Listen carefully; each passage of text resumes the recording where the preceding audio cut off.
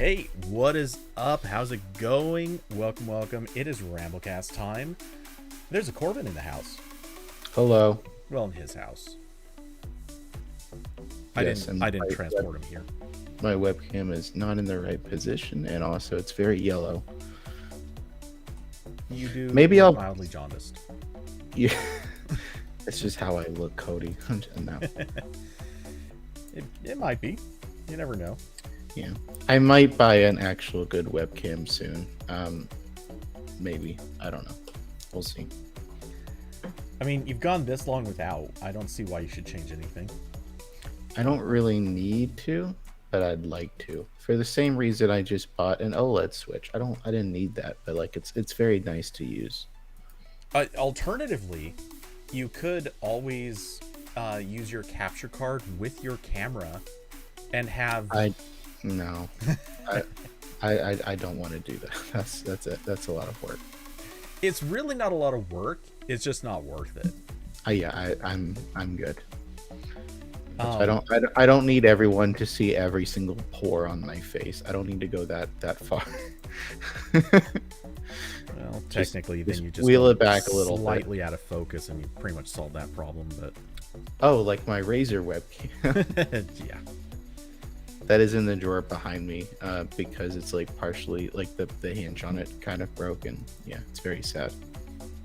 How'd you break a webcam? Never mind. I don't want to know.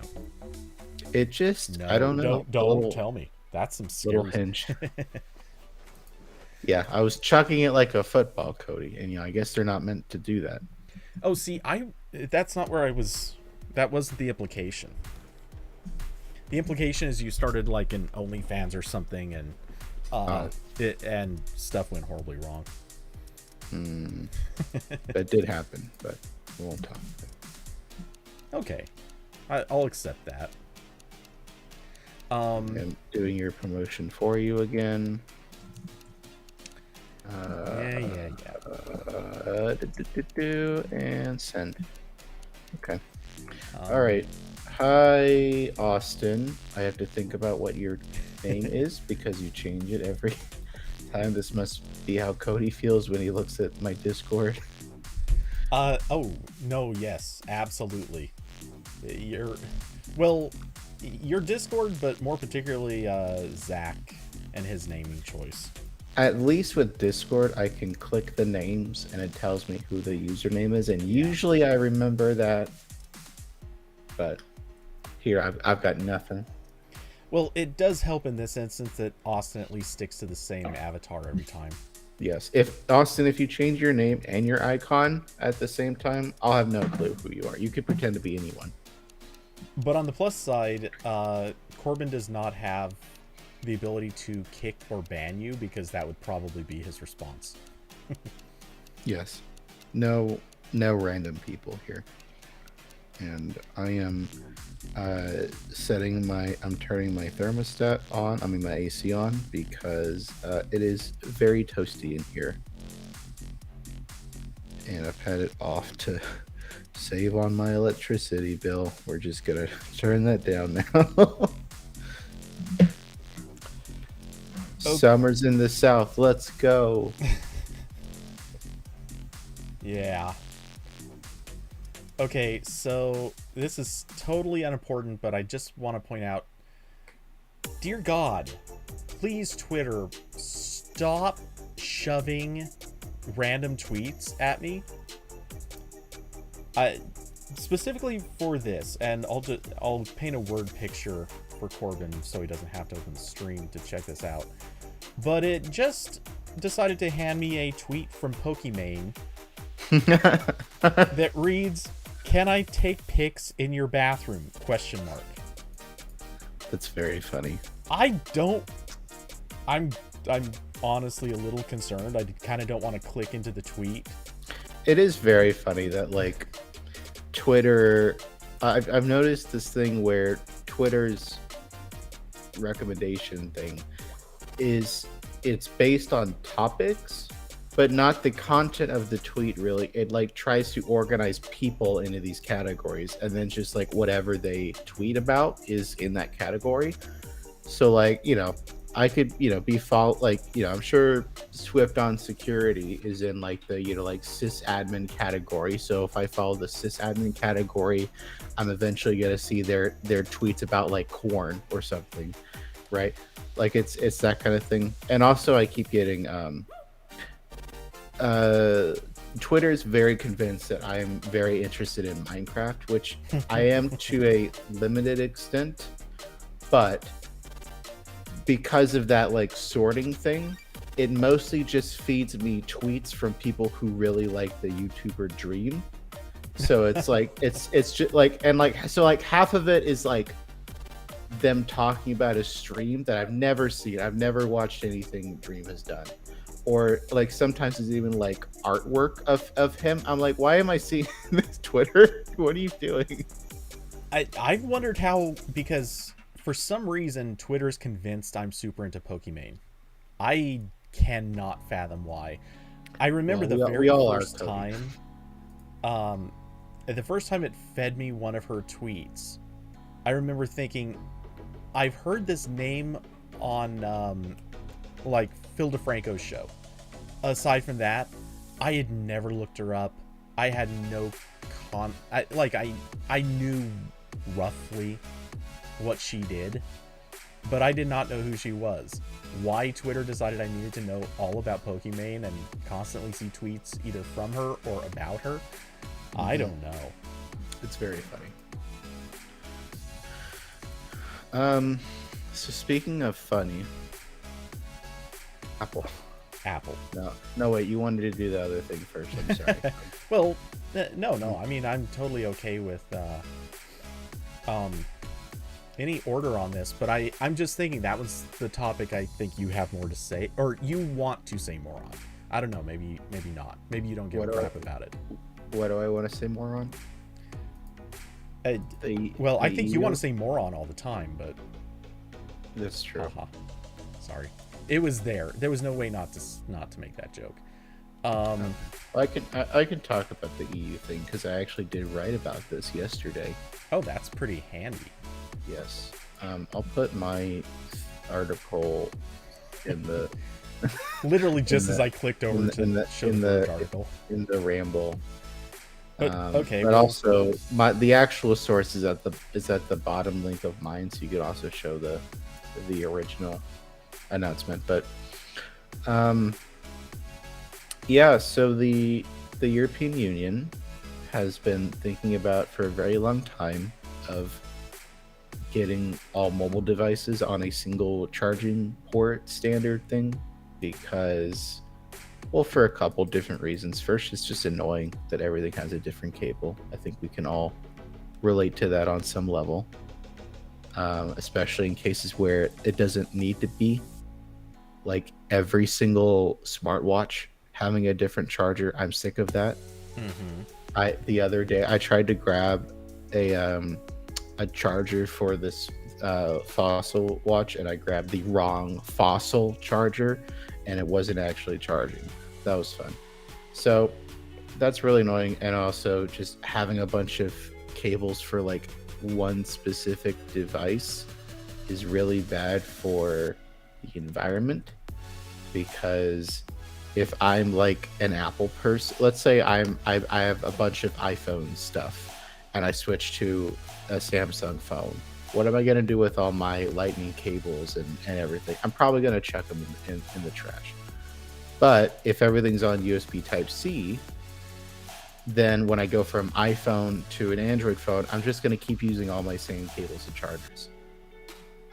And better yet, if like the charger that came with my phone, well, chargers don't come with phones anymore, but the charger I use with my phone dies suddenly, it's like, oh, no big deal. I'll just grab this other charger from the closet that came with like, a console or something, and I can just use that instead of going out and buying another charger, which, also contributes to climate change because the factory had to make that charger in the first place. So a lot of reasons why this is helpful. And this week, the EU came to a, quote, provisional agreement, quote, about the new rule, which means it's not like 100% a done deal, but like it's a pretty done deal. Like it's probably not going to fail at this point. Yeah, it seems like almost everybody's in agreement on this. It's not like it's not like there's anybody who wants to fight against this. The only real opinion at this stage is some people are kind of nitpicking the details. So Yeah. it's going to happen, and I believe they voted, and formally it's August of 2024. It's going into effect no matter what. So it's a question of what specifically goes into effect, not whether it's going to happen. Right, I think that's true. Oh, So, wait, maybe right, it's just fall of 2024. I'm not sure why I had August in my mind. well, I think in the actual press release they said something like the number of months. So like I don't know if that technically starting now or when it's like officially signed and everything. I'm not sure, but like a roughly timetable is by fall of 2024, so 2 years out. Everything in USB Type-C would have to be on basically any mobile electronics. So they mentioned phones, tablets, e-readers, earbuds, digital cameras, headphones, headsets, handheld consoles, and portable speakers. Now, also, what they want to do is also make the same rule for laptops, but that is not going to happen until they're aiming for fall of 2025, because they even said like I think they either told The Verge or The Verge included in their article, because they actually watched the whole like press event thing, I think, and I didn't, but they said that the EU people were like, yeah, like we're still working on the technology for that, because like it is still pretty relatively speaking early days for high power laptops to use USB Type-C. Like obviously that's not an issue for the MacBook Pros. Yeah, I was going to say, if Apple has been doing it for, are we to 5 years now? I think. Oh, wait, maybe it's longer. I don't remember when the Pro switched, but first MacBook with USB-C. The 2015, that's what I thought. yeah. So we're basically, Yeah, like charging an Ultrabook or a MacBook Pro over Type-C is fine, but like I've seen almost no gaming laptops with USB-C and like that kind of form factor, where like they're putting desktop graphics cards or whatever in these laptops. yeah, okay, I'll grant you that. At the really, really high end, it's probably not very viable. But Apple is pumping a lot into a MacBook Pro already. Or at least has pumped a lot into a MacBook Pro. So I think outside of a very, very narrow group, this should not be that hard of a thing anymore. Yeah, no, I mean it's I'm sure it's already happening. I've seen a couple. I want to say MSI just released a gaming laptop that charges entirely over USB-C. Like it can be done. It's just not really common yet for whatever reason. It's a scary thought, but I wonder if anyone's going to be like, sure, you can charge over USB-C, but it requires 2 cables. Oh no, Cody, you're bringing back like these horrible memories of all of these USB drives and stuff in like the 2000s that you needed the 2 plugs for. Mm-hmm. Oh, I have a couple. I have a Blu-ray drive like that in my drawer back here. It's terrible. I fortunately never used one of those. I somehow managed to avoid using all the terrible stuff. Do you hear like a fan noise or anything? I did hear a loud beep and Yeah. what sounded like a fan click on, but I only heard the fan for like a second or so. Okay. Let me know if it gets annoying. That's my dehumidifier that just kicked in again. Yeah. Again. Toasty day. As far as I can tell, it's fine. And I'm sure we'll hear in chat if it's a problem. Yes. Chat, tell me if I'm annoying. So specifically the fan. Narrow that to the fan. Just in general. Yeah, so the laptops get longer to do this, and the other kind of interesting caveat is that there's no strict rule for wireless charging yet. I'm assuming again because there's not really a standard for fast charging wireless charging. Like that's not a thing. Yeah. Once you go past like it's either like the 7.5 watts or the 10 watts that Qi charging can do. Everything beyond that is proprietary. Like Apple's thing is proprietary, MagSafe. You know, OnePlus has their things. Samsung has a thing. So that's kind of a mess. That probably has to be unraveled first before you can. I would imagine you would try to make a law that makes one of those mandatory, which is kind of what the EU's doing. Like I think Austin, no Diablo said like USB-C's been around for almost a decade. Like they've waited until the almighty market has chosen which of these one things is better than all the weird other standards. So Yeah, and USB-C, for what it's worth, it is kind of a disaster zone of a spec. Like if you compare against, obviously USB-C supports USB 2 and USB 3, USB 3. Well, wait, there was USB 3 something. I forget what that one was, like Type 1 or something. Then there was USB 3.1, USB 3.1 Gen 2. yeah, the branding and is then USB 3.2, awful. and then 3.2 I think has also had its some other split. And these are not marked in cables. There's no way to tell what anything is without at least plugging it in. And then a lot of the things, even if you have the right software and hardware, if you plug it in, a lot of stuff doesn't properly report itself. So you cannot tell what anything is. So the spec sucks already. USB-C is a deeply flawed thing, but it's also nicer to have than not. Yeah, and like even though it's really messed up, the backwards compatibility and everything is still really impressive.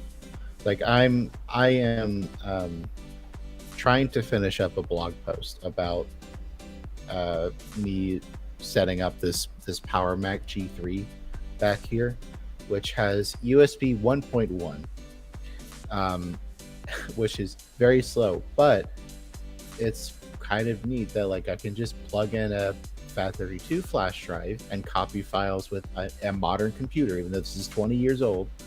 And what surprised me the most is that Mac OS 9 supports USB audio. So this headset I have has a little USB receiver that presents to the computer as like a wired USB device. So I put that adapter in the Mac and I can use the headset. So like even though there's like a 20-year gap there, I can still, use a lot of the stuff I'm using now. And I've got just a normal, keyboard and mouse plugged into it. So that's kind of nice about that. Yeah. So Carson said, I wonder when USB-C will replace HDMI in the home theater. I don't know. I'm going to go out on a limb and say it will not. Yeah, I kind of going back to, I know what you've talked about a couple times, where there's much less of a need for something like USB-C, especially the disruption that switching would create for something you're plugging in like once a year, probably. That's part of it. And actually, in a way, that's almost an argument to switch to USB-C, because in theory, all you would really have to do is tell people, here's a dumb little dongle. I just happen to literally be holding a USB-C dongle.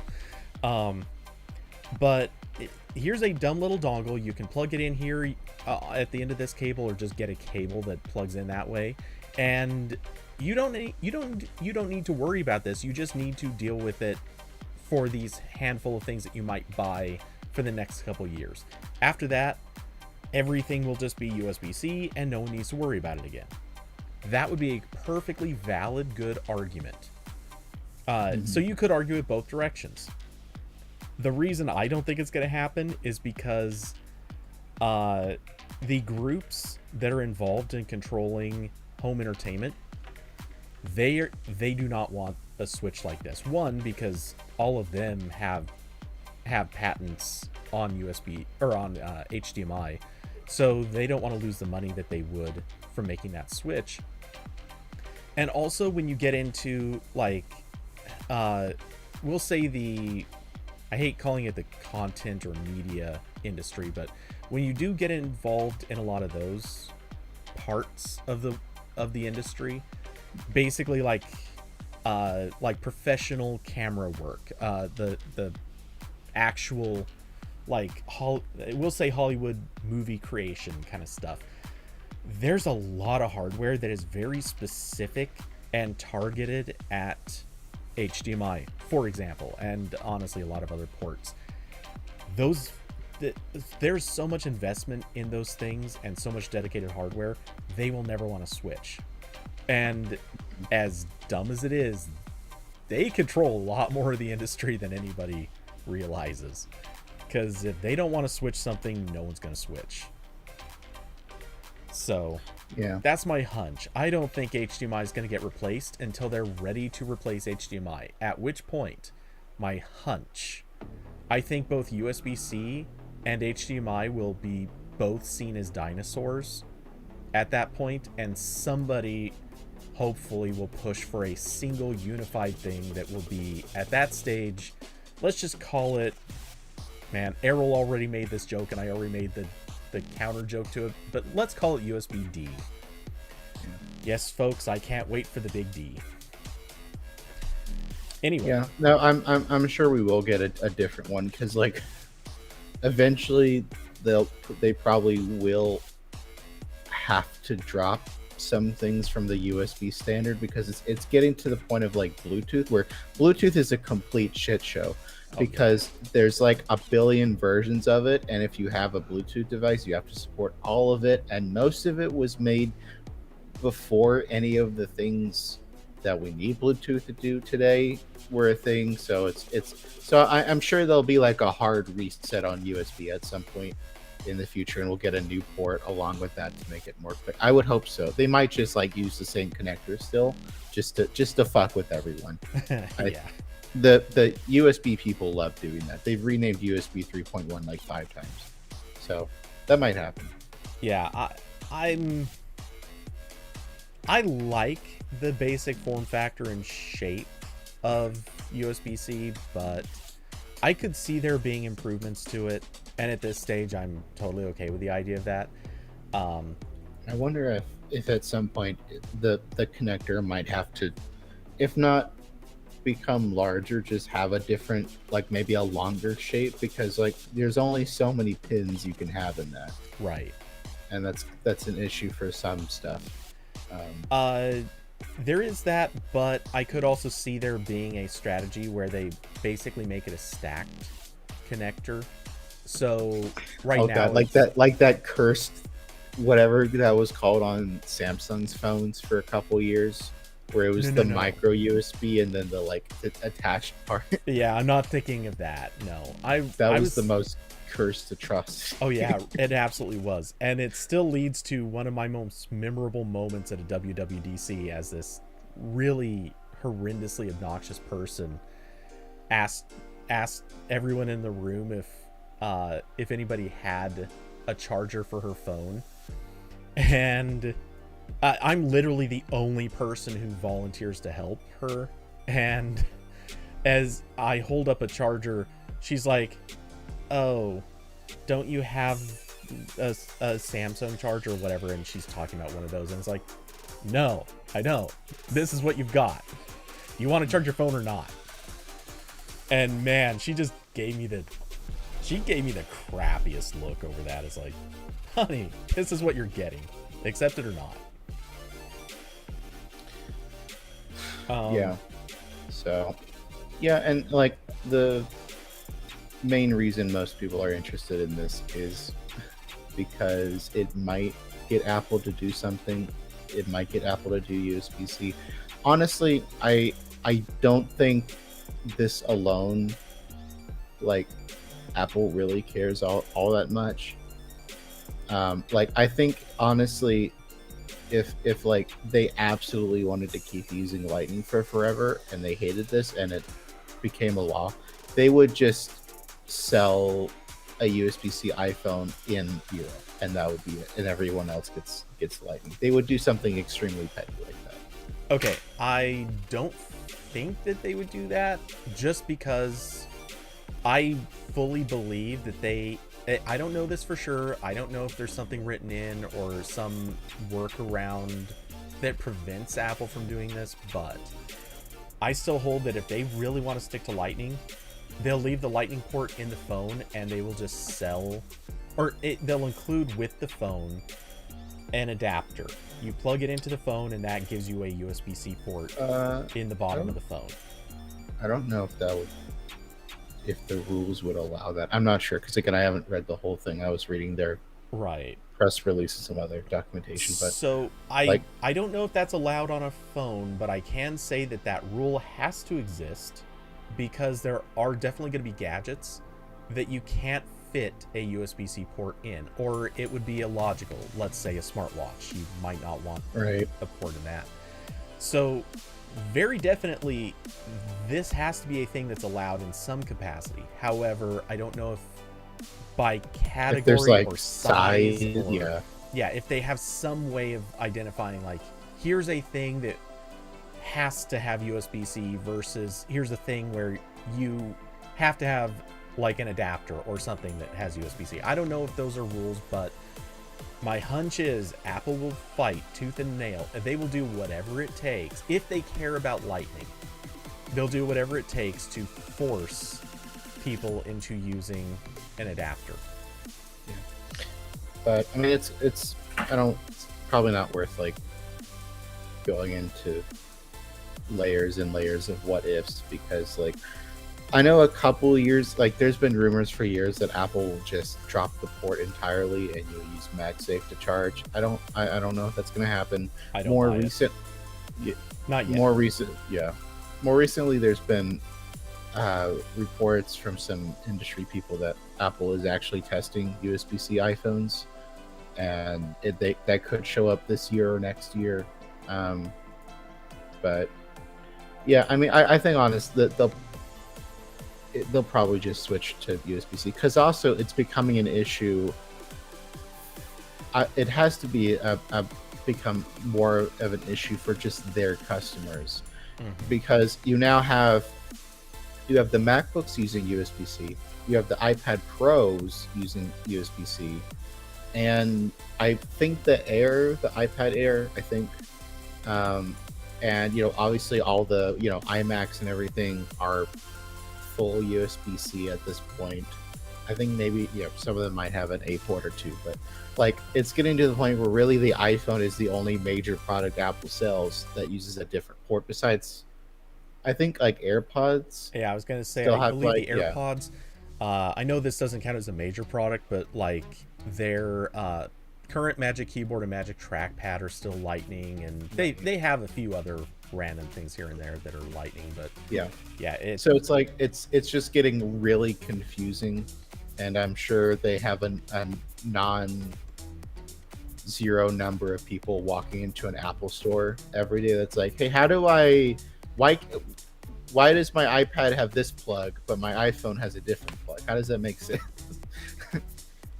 I was about to say, I can't imagine there's that many people walking and asking that. Then it's like, no, wait, there's definitely that many people there's walking. There's got to be a lot of people who are just that way.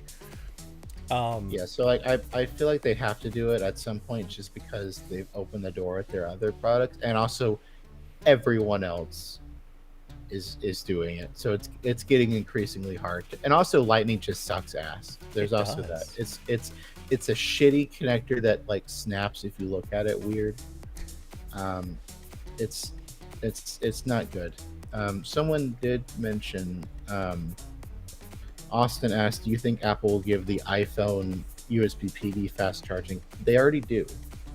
If you use, I don't know if it's like USB power delivery. Yeah, it's definitely But not.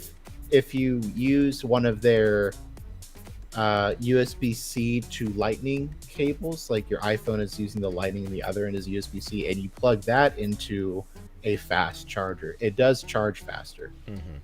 It's like, I don't know, there might be like some conversion going on in the cable or something, but like it does, like they are at a surface level, they are supporting power delivery. Well, strictly speaking, this is getting into the weeds, it doesn't matter, but strictly speaking, what they're doing is they're using USB power delivery on one end of the cable, or this isn't happening on ends, but in one spot in the cable, they're basically converting the USB power delivery to their own charging standard. And it's not that they're actually changing anything. They're still feeding the power through. It's just that there's a handshake that happens on one end that is the USB power delivery handshake, and then it does a different handshake with the iPhone. And so, yeah, it's not USB power delivery as far as the iPhone is concerned. It is their own custom charging standard on the iPhone. But then, yeah, it's still using the same power. You know, electricity is still sent through. There's no difference in the electricity. Right. But like on a, like, you know, like surface level, like it is all, it's using that, but like the iPhone is like still doing all this conversion on its end. So yeah, and I'm not sure what their limit is. Yeah. I know that the iPhone's limit is lower than like the higher end power delivery limits, but I don't know by how much. I couldn't remember what the actual wattage was, and I found a support article from Apple that says fast charge your iPhone, and at the bottom they mentioned that fast charging an iPhone 12 requires 20 watts. So okay, that's higher than I thought it was. Yeah, like I think the Galaxy S22, I think think still 20 something watts. I think like the base one. Yeah, and then the Ultra goes up to like something higher, but you know, like you said, it doesn't actually charge it that. Yeah, Samsung loves to lie about that. Yep. So Diablo said it's cool what they did for Chrome OS, where it tells you if the USB-C cable is good. Yes, that is neat. I wrote about that. Yes, and thank you in so many ways to Benson for having done all of this, or basically made this happen. Now, if only everyone else would do it. Carson said, I think Lightning is still at USB 2.0 data transfer speeds, right? Yes. Okay. So this is the other funny thing with USB is that like there's a lot of devices that have Type-C that are still 2.0 on the data, because like the port and the actual like soft, like the technology level are two completely different things. Yep. You can have a USB, 3 point whatever on Type A. You can have USB 2 on Type C, and it seems like most phones are still USB 2 because like it doesn't really matter all that much. Most people aren't transferring 4K videos from external drives on their phones. Well, and even if you are, 4K video specifically, like pre-recorded 4K video, yes, you obviously want to have the fastest transfer speed you can. But if anyone was looking at how much speed USB 2.0 can actually transmit, it's not huge, but it's pretty sufficient for almost anything that's on your phone. Because like the actual flash memory on your phone, very possibly, now at this stage this is no longer true. I know it was true a few years ago. The flash storage on your phone already couldn't read at the speed to fill USB 2.0.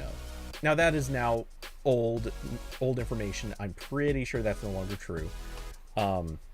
At least with some of Samsung's phones, I believe their storage read speeds are above USB 2.0 speeds.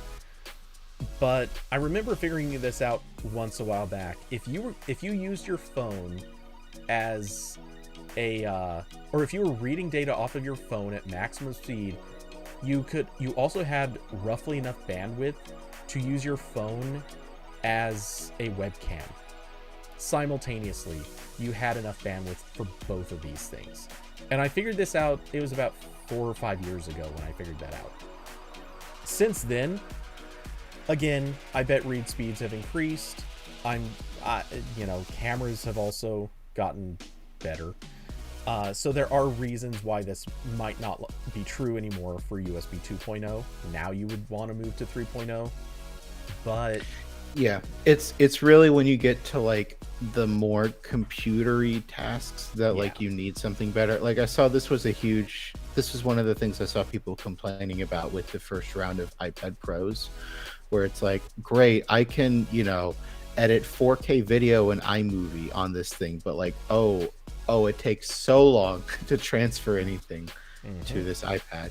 So like, it's not really an issue for phones, but like once you get up to like productivity stuff, like, yeah, you want something faster.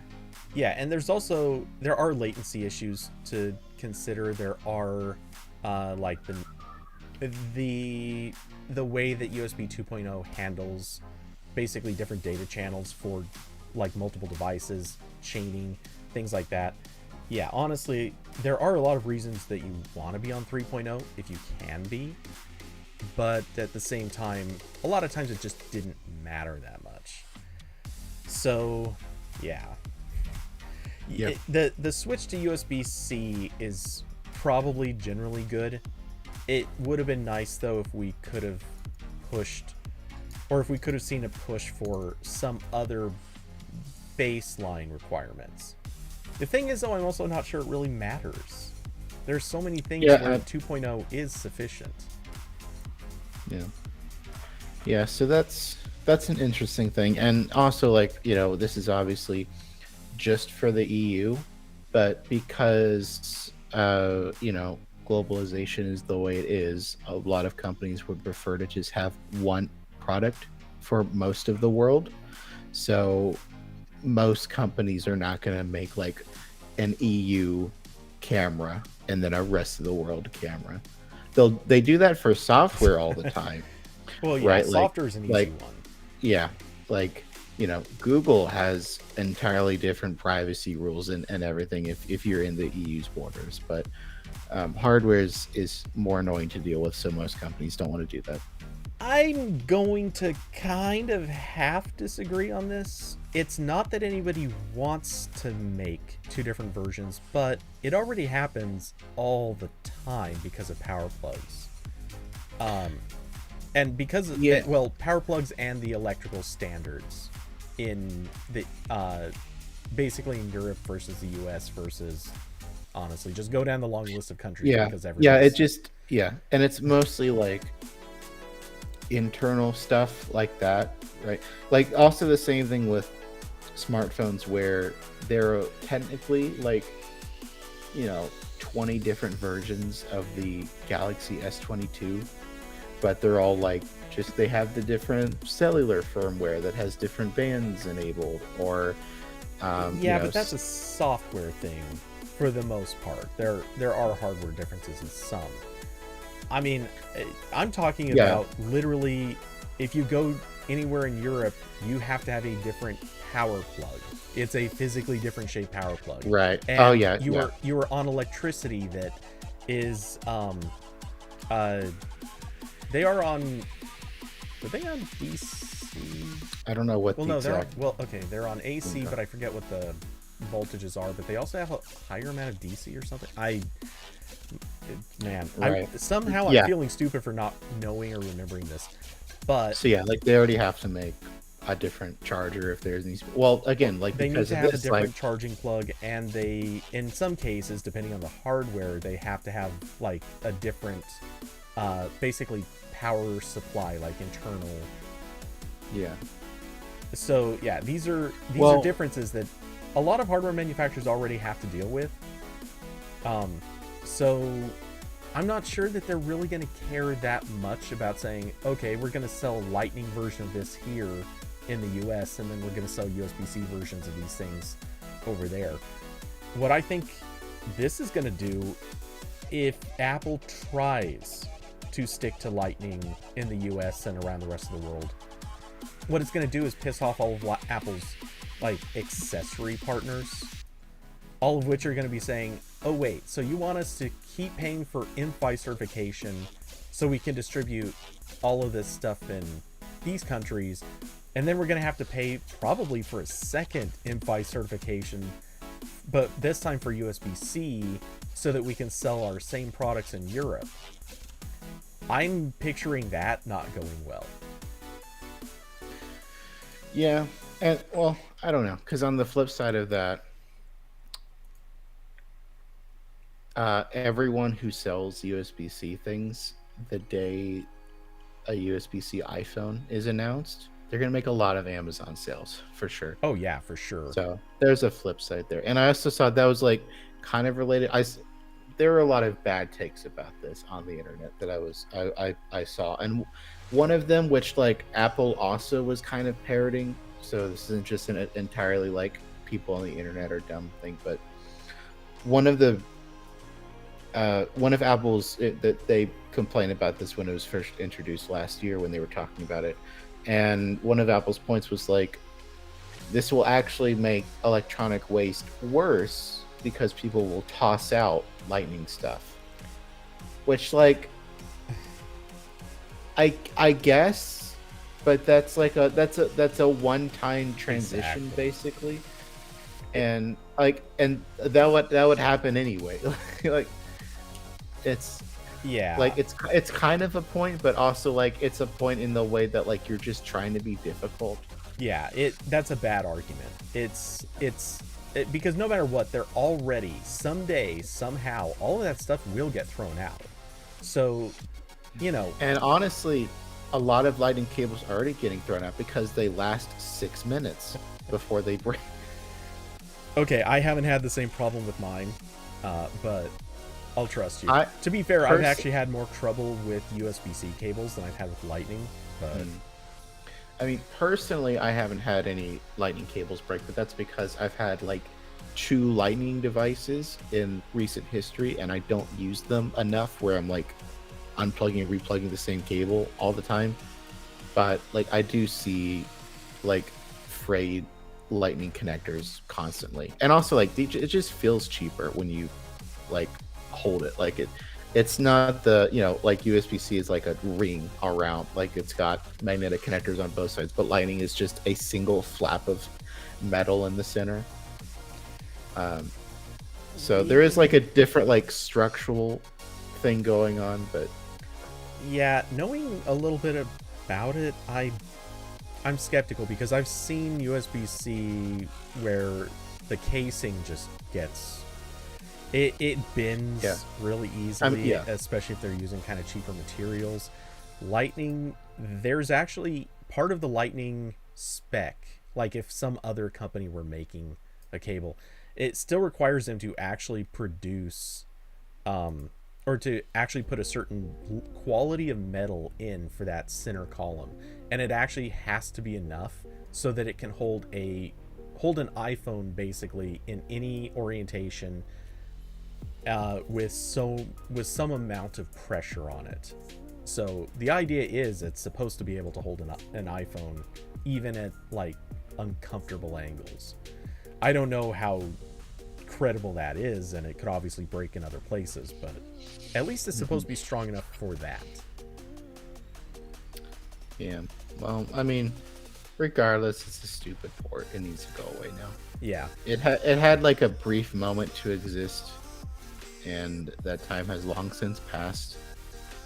And unlike 30-pin, I can't even use the iPhone accessories with my iPod Nano, so what's the point? Also, let's see, Carson shared that MKBHD tweet from ages ago. Well, October last year, so ages ago. And basically calling out, like, he shot a pretty hefty chunk of footage on an iPhone, and it took an hour and a half to move 285 gigabytes off of the phone. Honestly, I'm surprised it was that quick. Yeah. And that was longer than 8K red footage, which that is kind of a meaningless statement because we don't know how big that 8K red footage was. But okay. But his point is not wrong in any way, shape, or form. I've transferred stuff over even USB-C cables, but it's USB 2.0. I've transferred huge amounts of data off of phones, and yeah, it takes a long freaking time. It is not a fun move, but if you have USB 3.0, oh my god, data moves so fast. It's ridiculous. I've done MacBook Pro to MacBook Pro over USB 3 cable. That is fast.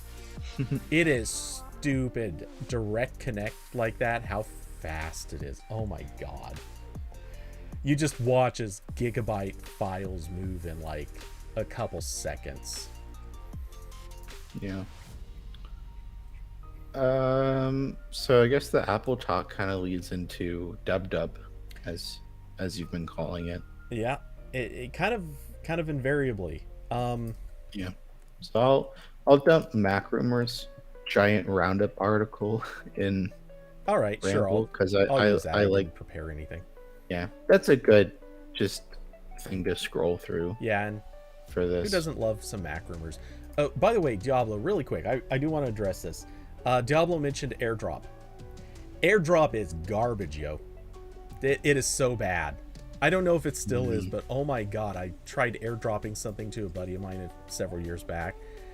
It is so slow. I can't believe how slow it is. Like it is just unfathomably bad.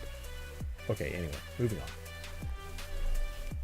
Seeing thunderstorm warnings pop up around me. Oh, great. So we might get some background noise. Yeah, so this one was kind of more than I think anyone was expecting. Like, I know we were expecting a bunch of software stuff, like updates for everything, and maybe a MacBook Air. But we got the software, we got new MacBook Air, new MacBook Pro. Oh, okay.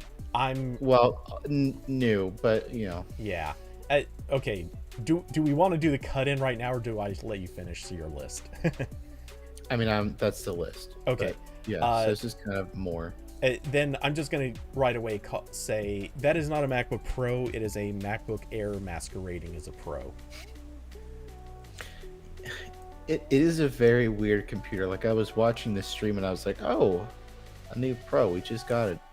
Oh, it's the 13-inch. And if I was, I don't know, this is so weird because like if I was gonna buy a Mac laptop, I would almost definitely get a 13-inch. I don't want anything larger than that because at that point it's like annoying for me to carry around, and it's heavier and whatever. So like I would have been eyeing the Air or the Pro, but the Pro is so weird now because the new Air and Pro, they use the Apple M2 chip, which was also another thing they announced here. But basically all they've done is they put the M2 chip in the same MacBook Pro shell that they've had for 2 years. And that's it. That's all they did, which is especially weird because that's exactly what they did for the M1 model that it's replacing. It's also this. So we're on the third revision in a row of the 13-inch Pro, which is the one I'm probably most interested in if I was going to buy a Mac today. And it's like it's got a design from like Apple of 5 years ago. It's boxier. It's got the touch bar. Why does it have a touch bar, Apple? I thought we were done with this. Yeah, the last remaining device with a touch bar. It's so weird. Just put a keyboard there. Well, and you're not watching stream right now, but for anyone who is, you're also seeing one of the other big differences. Apple very recently, when they updated to the newest model of MacBook Pro, not counting the 13, the 14 and 16-inch models. Yeah.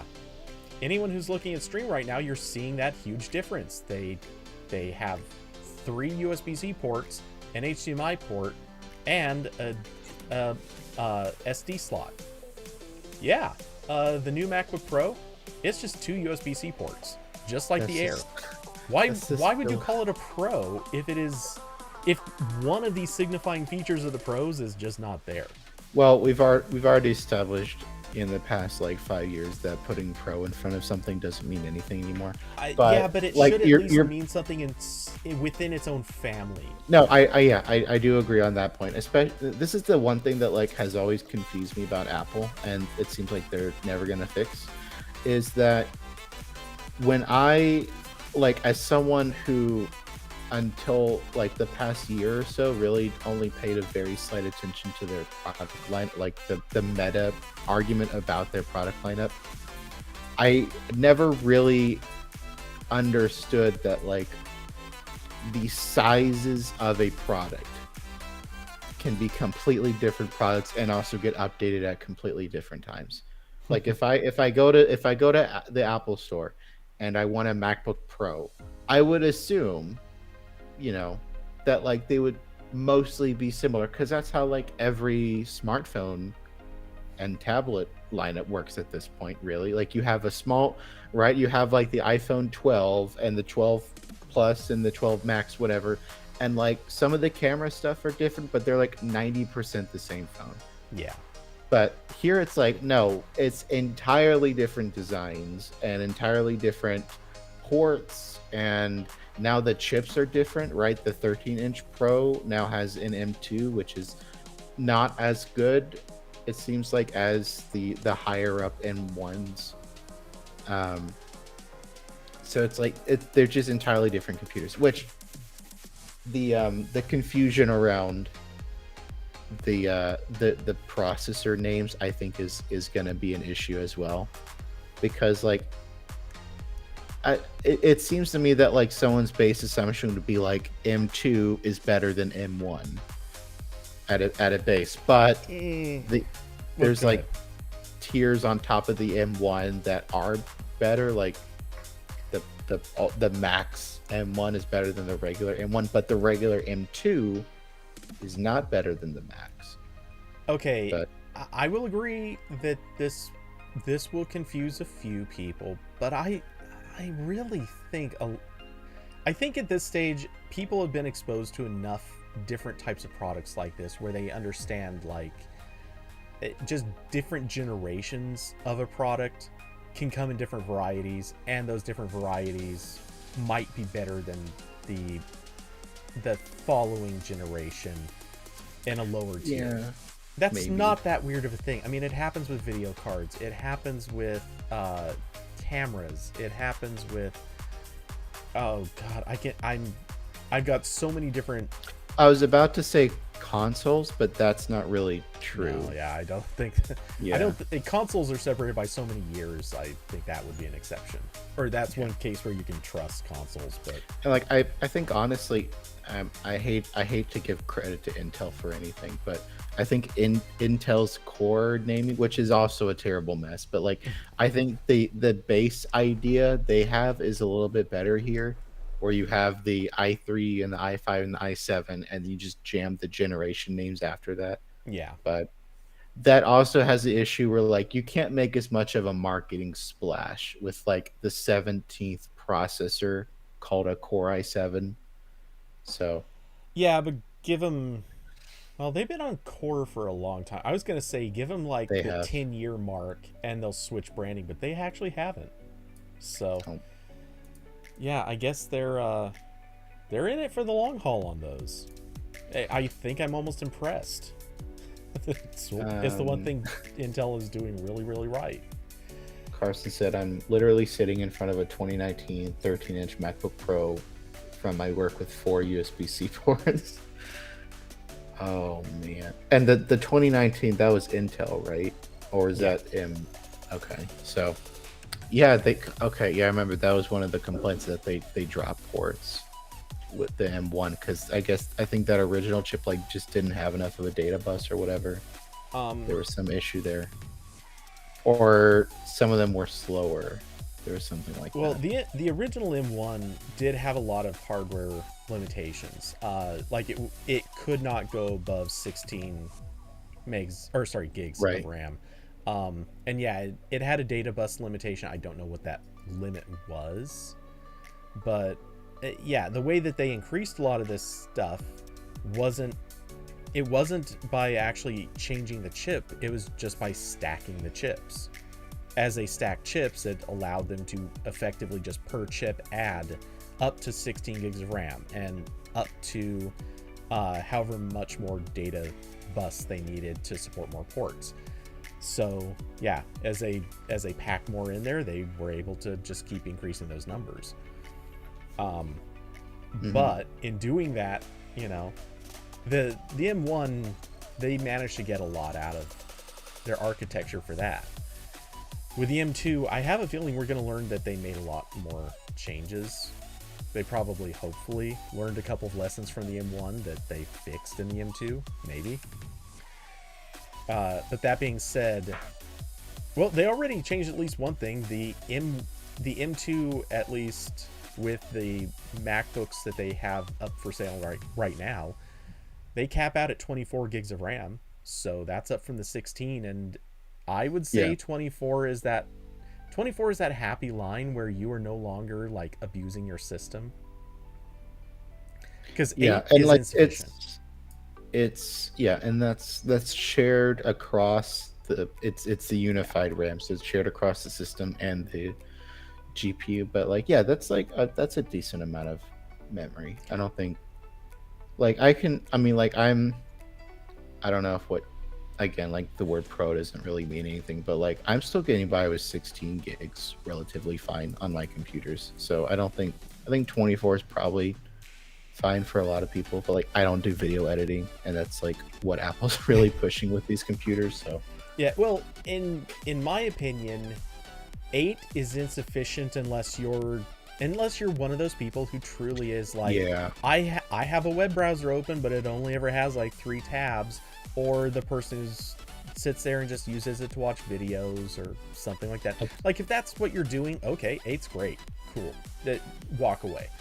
But for the average person who's going to have a lot of browser tabs open and probably running some other software and doing a few other things, you may not feel the impact of being on 8, but like they have shown it's already like, you are abusing your storage if you're doing that, and you are going to hit limits being on 8, because again, it is unified. Some of that is going to the GPU, so you're actually running on less RAM than presumably you should be. So yeah, I consider 16 kind of that like the normal level, but then if you're doing anything heavy, bullshit, it just goes straight to 24. That's the right number for people who are doing heavier stuff. Yeah, and like what sucks is that like 16, I mean honestly 8 would be fine for like a lot of people still if we didn't have Electron. Like that's really that's the issue, is like that's why I was running into problems with my 8GB Dell XPS 13. It's like at any given point I have my browser open, probably like 80% of the time I've got a browser open. I've got Discord, which is Electron. I've got Slack, which is Electron. That's definitely not like optional. I need Slack on my computer. Or if like I'm replacing with a web browser, it's like basically the same. Like if I've got a Slack tab open, whatever. So I've got Skype, which is also an Electron app for some reason. And then I've got like random smaller stuff like Thunderbird or whatever that is more memory efficient but still always running. So like it's Electron, man. I hate it. I love that. I swear Electron is going to be your version of Flash, because for a decade or more, I remember being the guy who yelled and screamed, "Please kill Flash." And when Steve Jobs came out against Flash, I was the person who was cheering while everyone else around me is like, "Dude, that sucks. We want to use Flash on our iPhones." And I'm like, "No, you don't. Please don't say that. You don't want to use it on your. Stay away, please." Well, yours is going to be Electron. Well, I mean that's the funny part, is that like Flash was, I mean it's really circular time, right? Because Flash was not efficient and also was a security nightmare, just like Electron. Yeah. Because like now, every app is packaging an entire version of Chrome that has to be updated because people find 0-day exploits in Chrome all the time. It's like, I hate it. Now it seems we might be like slightly going in a better direction now, because I've seen Microsoft is really trying to push its WebView 2, which is just embedded Edge. That's all it is. But it does not require apps to bundle an entire copy of Chrome. So it's a little bit better. It's still like, web stuff, so it's not the most energy efficient, but at least at least if it's like in a like shared thing, then like that thing can also be updated to be more efficient down the line. So, I won't have like, whatever Chromium version that Discord has that maybe is like kind of old and there's been some power efficiency improvements since then or whatever. But yeah, so anyway, that's not fun. But yeah, this MacBook Pro is very weird. And also kind of the Air is a very weird thing too. What do you think? So I don't love the notch. Oh, yeah. I know it's like I'm sure it's like not a big deal after you're used to it for a while, but I just think it's silly. I gotta admit, I still don't like it. I would honestly at this point I would lean more towards the last gen Air if I was buying a computer right now for that reason. It's just it's weird looking. We don't need to do this, guys. There's do something else with the camera. Figure it out. Okay, really quick before I comment on that, just to respond to Diablo, is 24 normal? Why not 32? No, don't get me wrong. I will tell anyone get as much RAM as you possibly can on a computer if you can. And yeah, obviously 32 is better for bigger workloads, but I feel like 24 is that line where most people who have quote-unquote heavy workloads, we're talking doing video editing and a few other things, I think 24 is that happy line. It's not 16. 24 will get a lot of people there. 32 is ideal if you're actually like legit pushing the system. So anyway, just wanted to throw that in. As far as Notchbook Air, yeah, look, I really it's just don't very like it. weird, and it's annoying because like the rest of the design seems nice. Like this is a very skinny, because like now I think if I remember correctly, the Air we had before this, which they're still selling, the M1, which is interesting. They don't usually do that, but they're gonna keep selling the M1 Air for a while. And just like the 13-inch Pro, that was one where they just swapped the Intel chip for an M1 and called it a day. They didn't redesign it or anything. This is like the first like actual redesign they've done. So because they have this super power efficient chip, they've slimmed down the computer a ton because you don't need crazy cooling anymore because it's ARM. So it's like really thin, and it does come in some fun colors, I think. Well, wait, what are you talking about? The Air. The new one? Yeah.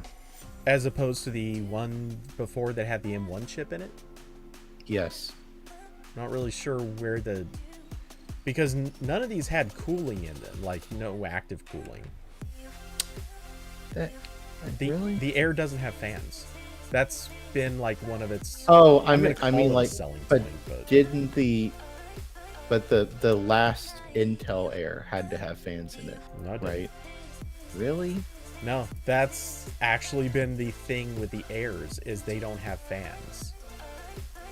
Which, yes, is kind of funny and counterintuitive to the name, but Okay. Well, anyway, it's thinner, and it is the thin, rest yes. of it the rest of it looks nice. It's just that stupid notch. I hate it.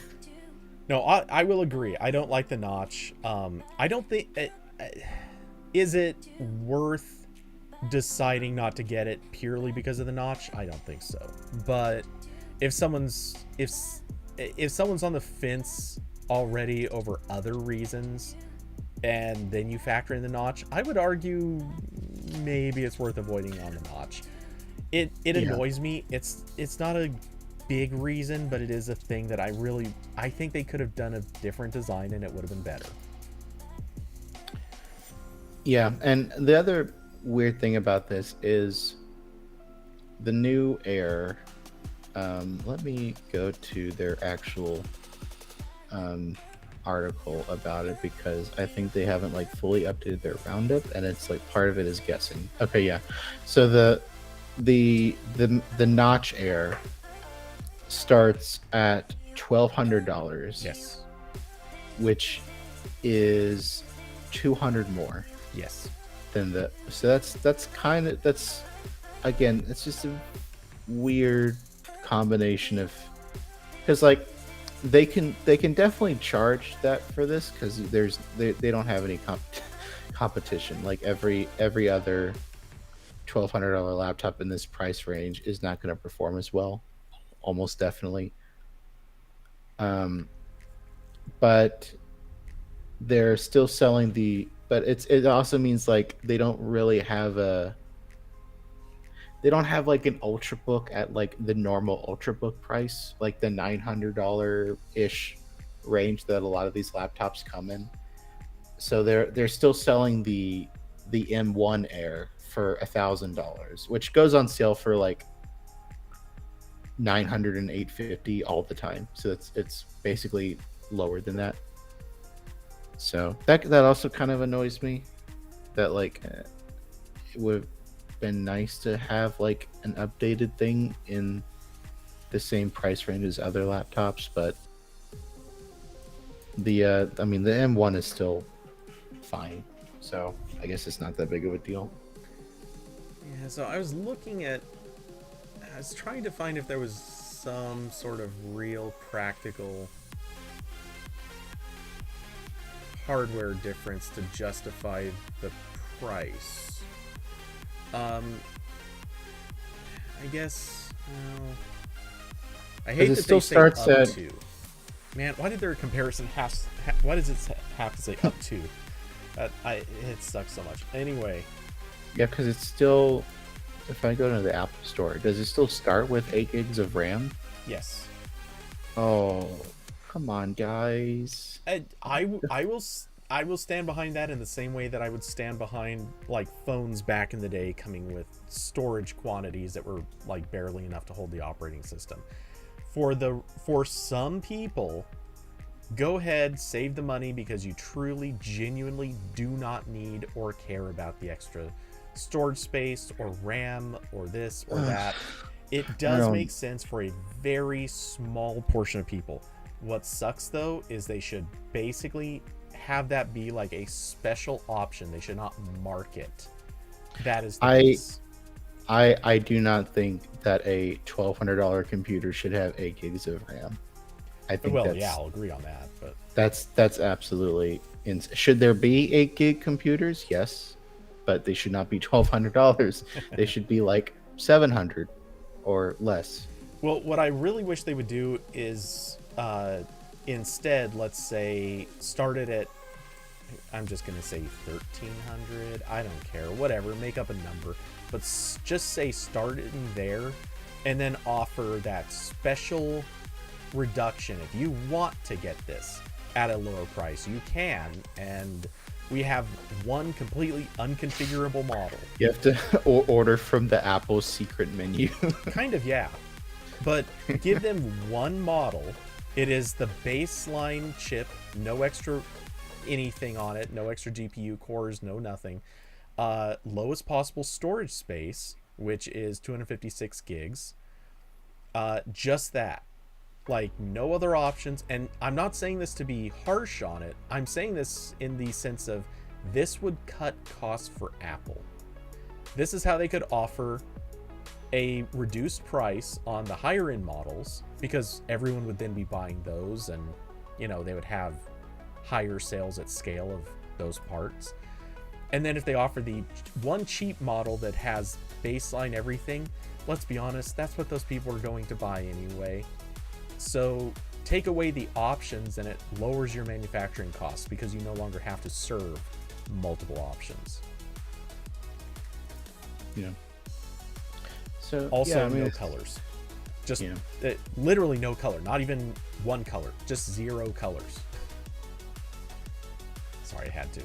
Yeah. I mean, like that's like what we've seen with smartphones, right? Where every time Samsung does a fan edition cheap phone, they have like there's like one hardware option. Yep. And that's I think the S21 FE had 2, but it was like that. But yeah, like usually it's much less. Yeah, and it's kind of like much fewer options. When Google for a little while was offering like the high-end phone and the cheap phone. Like the cheap phone wouldn't have multiple storage options, the high-end phone did. That kind of thing. Like it makes sense. Why not? Why complicate things if you don't need to? Yeah. So that's very kind of a weird computer. Again, like I've gone back and forth because like I do still kind of want an Air, but I don't think I would want an Air all the time. So like I would want like I think I would use this like I switch between phones every once in a while. Like I'll use the Air, this week, or like I'm going to Starbucks for several hours. I want the better battery life, so I will bring the Air with me. But yeah, it's annoying because now it's like if I want an Air, well, I can buy the Air that's already been on the market for 2 years, or I can buy the Air that's actually been designed around this cool chip, and it has the new cool chip, but also it's over $1,000 and also has a weird notch. This is like yeah, I kind of feel like they are overcharging a little bit for the M2 in this instance, because it's the same generational bump in performance. It's not a huge performance increase. You're getting kind of the lower tier. It's nice, but it's not massive. And I didn't really get that there was anything in terms of like features or qualities that put this Air so far above the other. So yeah, $200. Yeah, I mean, like, doesn't make sense. I mean, the M2, it is normal, like faster, more power efficient, whatever. Like, there's also the MagSafe, which I guess some people care about. Okay, I was going to discuss that too, and yeah, honestly, I think that is a big deal for this laptop for one reason. It only has 2 USB ports. That's true. So yeah, that is an issue with. Okay, it's in the other room, but my Surface laptop also has. I think it has one. I think I have one USB-C port. I think. So that's also partially why I bought a Anchor adapter that has a bunch of ports on it and a power pass-through. Mm-hmm. So yeah, I guess that is important for that.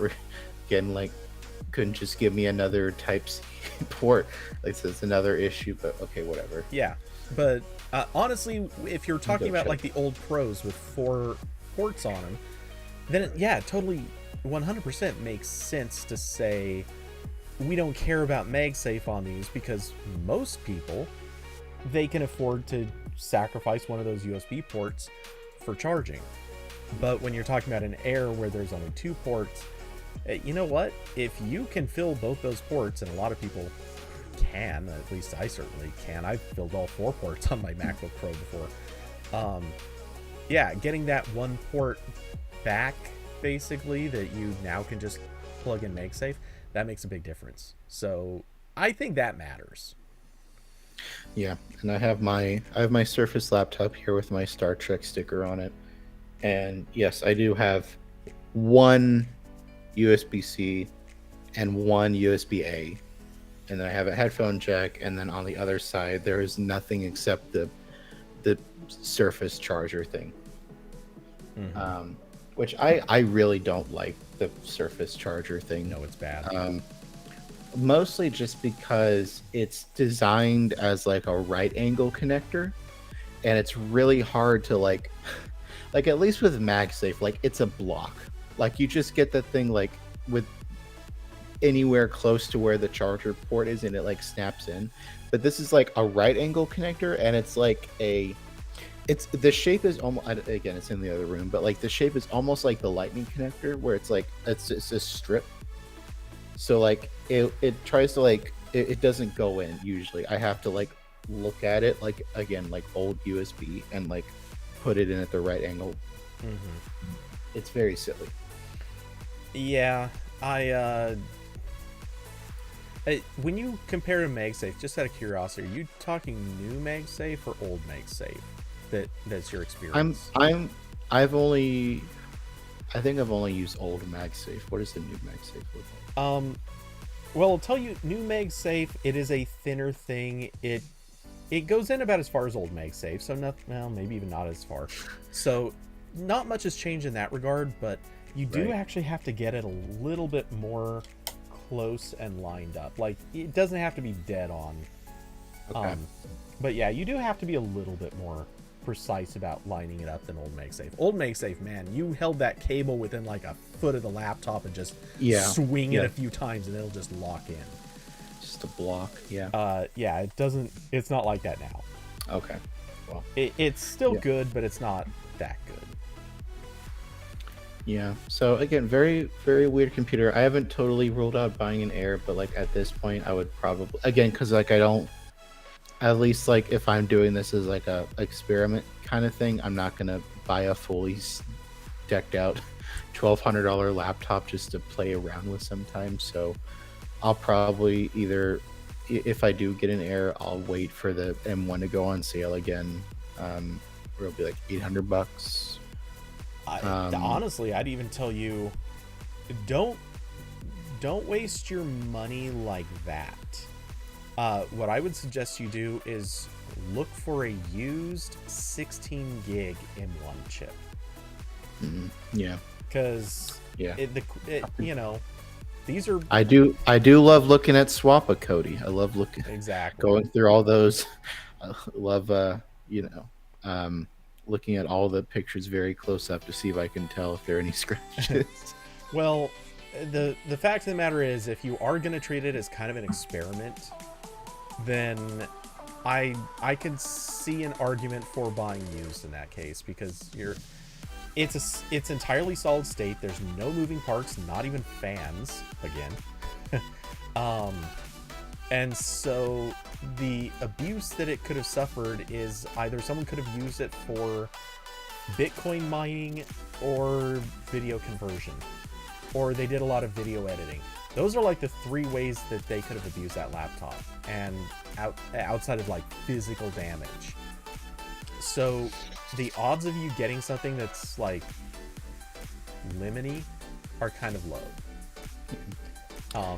And trust me, getting, like, I know you're trying to save money on the purchase, so you could either buy it on sale and get 8 gigs, or you can probably buy it used for less and get it at 16. And trust me, it's just dumb going to 8 on that thing.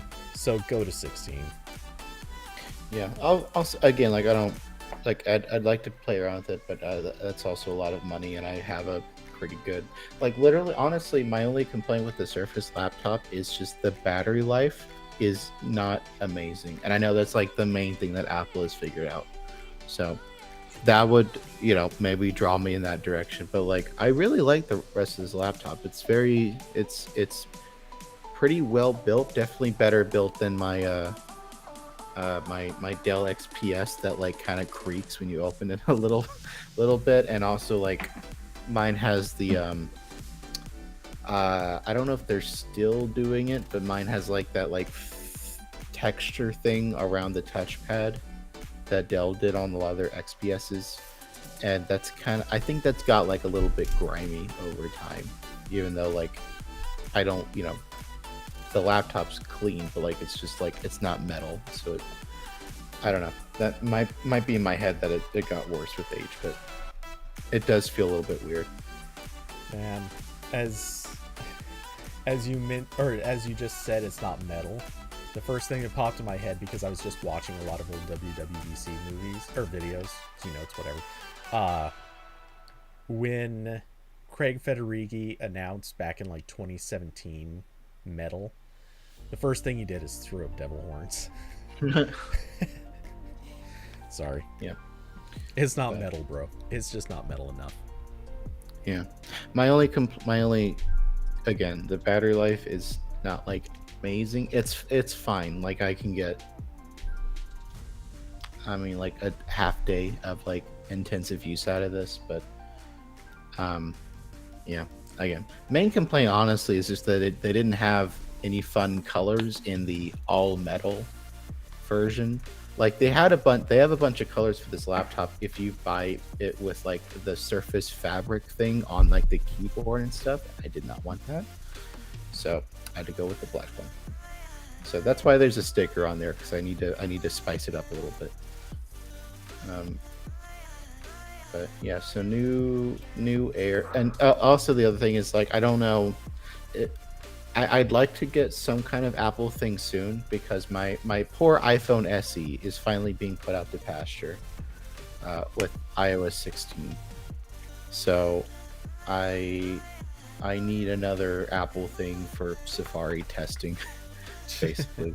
So it's either like I can get an Air and that can double as like a fun Mac experiment, or I get like a cheapo like absolute base iPad. Because I don't think I wouldn't use an iPhone. I'm pretty sure, because I've used an iPhone. I don't really like them that much. So yeah, I don't like iPhones as phones. Honestly, yeah. The only thing I think I really actually liked an iPhone for was for gaming. Like iPhones are honestly kind of great in the small handheld gaming way. They're kind of not good for much else. In my professional opinion. Sorry, 50% of Americans, your phone is not good for much else. You're wrong. Yes. Try again. But yeah, so like I'd probably look at either like an Air if I want to blow a lot of money, or like the $300 normal iPad, because at least with that, like I can see what I'm doing when I need to test websites and I'm not looking at like a phone screen. Yeah, but then you'll be getting the one that has a lightning port. Oh, you're right. Fuck. No, you have to go with anything that isn't that one. So go with the Air. That's terrible. Well, again, like it probably won't. Like again, like unless I have some miraculous vision and I see, oh, I need to buy all Apple things now. Like it's not going to leave my house probably. Yeah, there is that. It's staying at my desk to debug websites. I will say, just briefly going back-ish to the first topic, when this thing goes into effect, I hope Apple kills off, or not kills off, but replaces the Magic Trackpad with USB-C version. And I'll probably, at that stage, I'll be willing to buy a replacement. I love their Magic Trackpad, but man, having a lightning cable attached to this thing is very silly. It is weird having to have a lightning cable around just for this.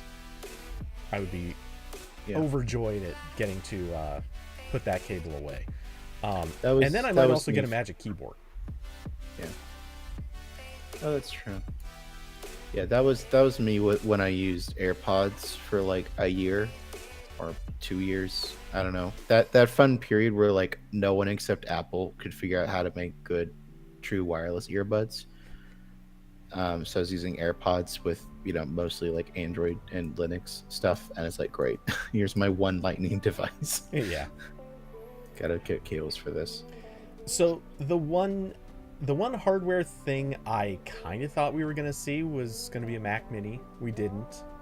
No Mac Mini. Yeah, a little surprised just because it seemed like the Mac Mini and the Air were probably going to live on the same release cycle, but I guess that's just not going to be a thing. Which, oh my god, I feel so sorry for Mac Mini fans, because they're like they got their revision and they finally got a good Mini. Abandoned. Yeah, we're getting big trash can Mac Pro energy here. Yes. Except the trash can was not good. Well, yeah. Yeah, the trash can was notoriously a terrible thing. Or trash can. But hey, they at least, I don't know. Actually, I'm not going to defend it at all. Screw it. No. There's just nothing to say there. No. But yeah, in terms of software, did anything jump out at you as happy to see? I don't want to say that you're excited by, because you're not going to end up using any of this stuff. But again, unless I do an Apple experiment, I think like at a minimum, I will get an iPad sometime in the next few months, just to have that, because like I also kind of need an Apple thing for other tasks. So I will probably use at least iPad OS 16 at some point. But of course, because I won't buy the $1,500 iPad Pro config, I won't get to use all of the cool stuff. But I don't think you'll be missing out on too much. No, I've lived the try to use a tablet like a computer life. More than I've cared to admit. I'm not repeating that. No, that's bad times anyway. That makes no sense. Yeah, I lived the Surface Pro 2 life. I lived the Samsung Dex on the Tab S6. No, I'm not doing that again. I say that I'm gonna do it again. It's very alluring, but I'm gonna try my best not to. But okay, so just to run down the list. Hold on, there's some comments I wanted to. Oh. Austin said, Corbin, you need to switch to a real laptop like the Pixelbook Go. You're right. Superior computer. And Austin also said, is Corbin admitting Android tablets are trash? No, I just need an iPad to test stuff. I actually, the apps on my Tab S6 are not good, but the screen on that is still very good. Yeah, like Samsung makes great screens. They make great AMOLED screens, and you know what? That's got Type-C. It just got Android 12, so I'm fine with that tab. That one's fine. I just wish. I mean, yeah, I'm not trying to do work on it anymore, so it's fine. I'll keep that for a while. Yes, software stuff. So I think honestly, I'm inclined to say it's the big thing: lock screen enhancements. Yeah, I was watching that, and all I could think about is that this is exactly what is on my S21. Yeah, like these, even down to just the interface, right? I have I'm swiping between different clock positions and fonts and colors. It felt a lot like that. I saw someone bring up that now the lock screen looks way better than any home screen options you can have on the iPhone, which is kind of funny. Yeah, that's kind of neat. I also saw they even besides the customization stuff, they changed how notifications look, so they're stacked at the bottom now, which is interesting. Yeah, I don't have a good meta analysis for a lot of this stuff because I'm not in the ecosystem, so I'm kind of looking and going, oh, that's neat. That's kind of like what my phone has, and then I move on to the next thing. So the one thing that jumped out at me about lock screen enhancements, which they don't say anything about this during the presentation, at least I didn't hear anything. It's possible I was doing 3 things at once, so I could have missed it, but the way lock screens are going to work, it's actually using the same API that they use for Apple Watch complications. Yes, I think, yeah. I remember that, I think. Well, yeah, you saw that because we were talking about it in Discord. Me and Zach were. Okay. I don't read all those messages. But yeah, I looked it up, and I don't have the tab handy, but yeah, in one of their sessions about, which actually that session I think is today, or maybe it's tomorrow, whatever. Anyway, they have a session about how the lock screen stuff works, and it's very much using the same complications thing that the Apple Watch uses. So yeah, that's kind of a weird API choice in my book, I kind of understand it, but cheers to the fact that it's kind of smart on the basis that they're extending an existing API, so a lot of people will basically be able to kind of copy their code, if not just like maybe set a flag to make something available.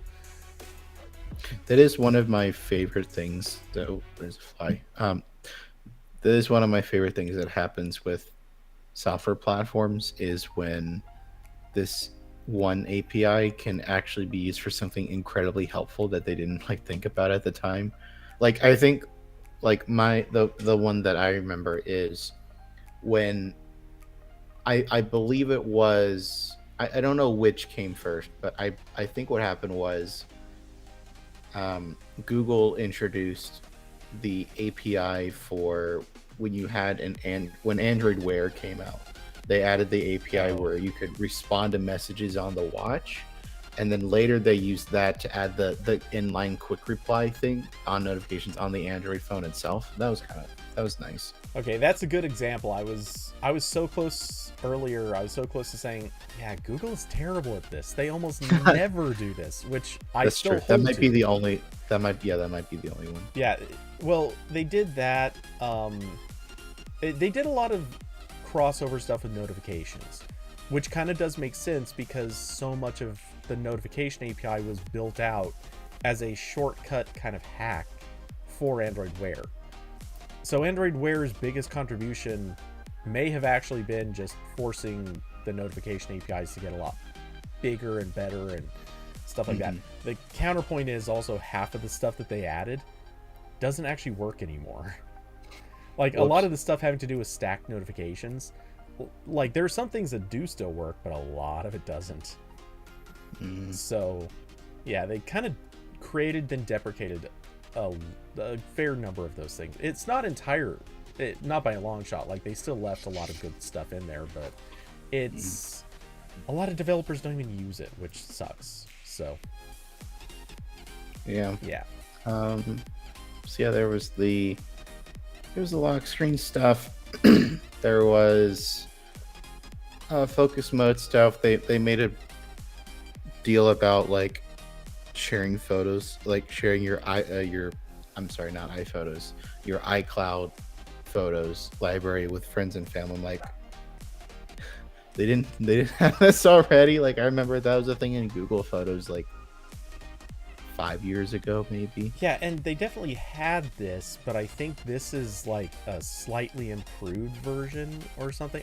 I did not really understand what was special. The one thing I did catch that apparently is new, and I believe this part's new, when you're in close proximity to somebody who's on the same family album, it won't necessarily transfer the photos over iCloud. It will transfer them directly via Wi-Fi, and apparently this is automatic, which is a neat sounding thing, but immediately to me it sounds like, yeah, we just don't want to waste bandwidth on you anymore. So I'm not sure that that's really that big of an improvement. I guess it could be, maybe, but I'm not sure I feel that one. And also, I'm not kidding, and I said this in a couple of Discords. Every single Discord server that I'm in where there was a conversation about this stuff, somebody made at least one joke about this leading to dick pics going out to your family. Yes. Every single server. Like, I'm just saying, I think people are taking more pictures of their junk than I realized. Yeah, I must be missing out. So I'll talk about one thing I really hate, and then another thing that's kind of interesting, and then I'm gonna go because I'm hungry. So the one thing that's very gross is they announced that anything that supports Apple Pay will now have the option of using buy now, pay later. So like basically, yeah. So it's like, oh, can we not do that? Like, because that's the same thing that Microsoft just jammed into Edge without, where like everyone, like I was reading the the community thread or wherever where they announced that, and every single comment was like, can we not have this, please? This is a little bit better because at least it's like an actual pay app. We're not just jamming this into like, you know, the phone app or something. But I really don't like buy now pay later becoming this ubiquitous, and especially this like where it's applied to sort of everything as a default option. I don't like, because this is one of those things where it's like been proven that it has a psychological effect to make you spend more money, and especially spend more money that you maybe don't have.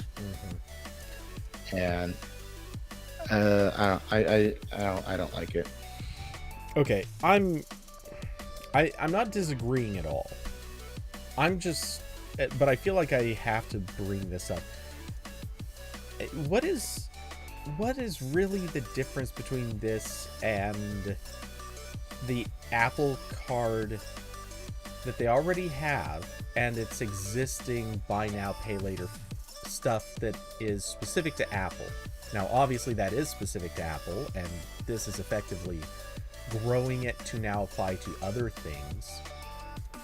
Right. No, there's no difference. The only thing is that like the Apple Card is like, it's like already a credit card, so I guess we're already used to like, oh, these are terrible, and like you can rack up a lot of debt with these and like so on. But like, there's like, I don't know if I don't know if there's any studies on this or anything, but like I feel like at least with like credit card, like I don't like the credit card industry either. Obviously, that's terrible. But at least with like credit cards, I think people are more in the mental zone sometimes, obviously not all the time, because Americans have a lot of credit card debt, of like, this is a thing I need to moderate, if that makes sense. Yeah. But I think buy now, pay later, just being on like any kind of payment, and also, I don't know if it's like subject to the same kind of regulations we have for credit cards, but it feels like more of a Wild West to me. Maybe, yeah. And also it's a lot of this is just getting to the point of like silliness, where like they like it's a possibility that you might see that prompt on like a $10 item somewhere, right? It's kind of silly. But yeah, like there's not, like on a technical level, I don't think there's really that much of a difference between this and a credit card. Yeah, okay, Right. we agree on that. I'm not as overly bothered by it, but I will say, if anything, it just felt weird for them to put that into this announcement. Yeah. Like, this is something that they could have just done, put out a blog post, or, you know, whatever. Just, like, launch it a little bit more quietly, just put it into the phone, and lo and behold, people can just start using it if they want to. The fact that they put it into a WWDC announcement, just that part seems weird.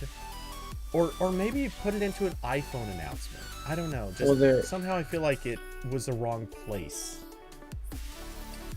Well, I don't know. It just kind of goes to show that like they really want people to use this. Oh, I'm sure. And that also kind of makes me feel a little bit more icky. I don't know. I just get really frustrated with a lot of payment platforms having this and like really pushing it. Like every time I pay for something with PayPal now, it's like, do you want to pay for this in increments? You know, I know this is like, you know, you just ordered a $5 phone case, but we can split this up for 6 months for you. Yeah. And just it makes me feel bad. So I don't like that. What I was surprised about is, well, pleasantly surprised. I was also surprised by the other thing. That was not a good surprise, but being a web developer, I was interested in reading the new stuff in Safari 16, and there is some interesting stuff in the beta for that. The one that really, so I have I do read the blog post that Apple does on they have a WebKit blog where they'll do occasional Safari technical previews. That's like their version of Chrome like dev, really. So that's where they'll have like the new APIs, and so a lot of the stuff that they announce like here is like stuff that's already been in the previews for a long time. Like it's like, oh, we've got better CSS Flex support and like some new JavaScript stuff and like WebAssembly fixes and that kind of stuff. But what surprised me was that Safari will support normal web push notifications. So I don't know if you care, but I'll dump this in Ramble because I just found the link to their blog. And where's your icon? There it is. Okay. So this is a blog post where they mentioned all of this stuff in the Safari 16 beta, and a lot of it's like CSS stuff. Again, getting a little bit closer to like what Chrome has at this point. But the real surprising one to me was web push, because okay, so here's a little bit of a fun history lesson, is that Apple has never had the same push notification stuff that like Chrome and Firefox have. So like when a site asks you to send notifications and you click yes, and then you get notifications after that. That's not what Safari has ever had.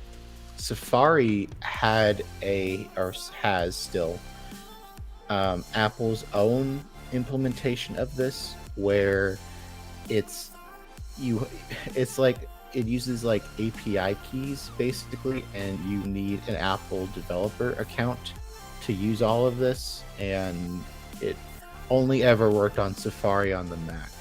So basically a lot of websites that which is not support Safari, because like that's a whole thing and it's not worth the effort.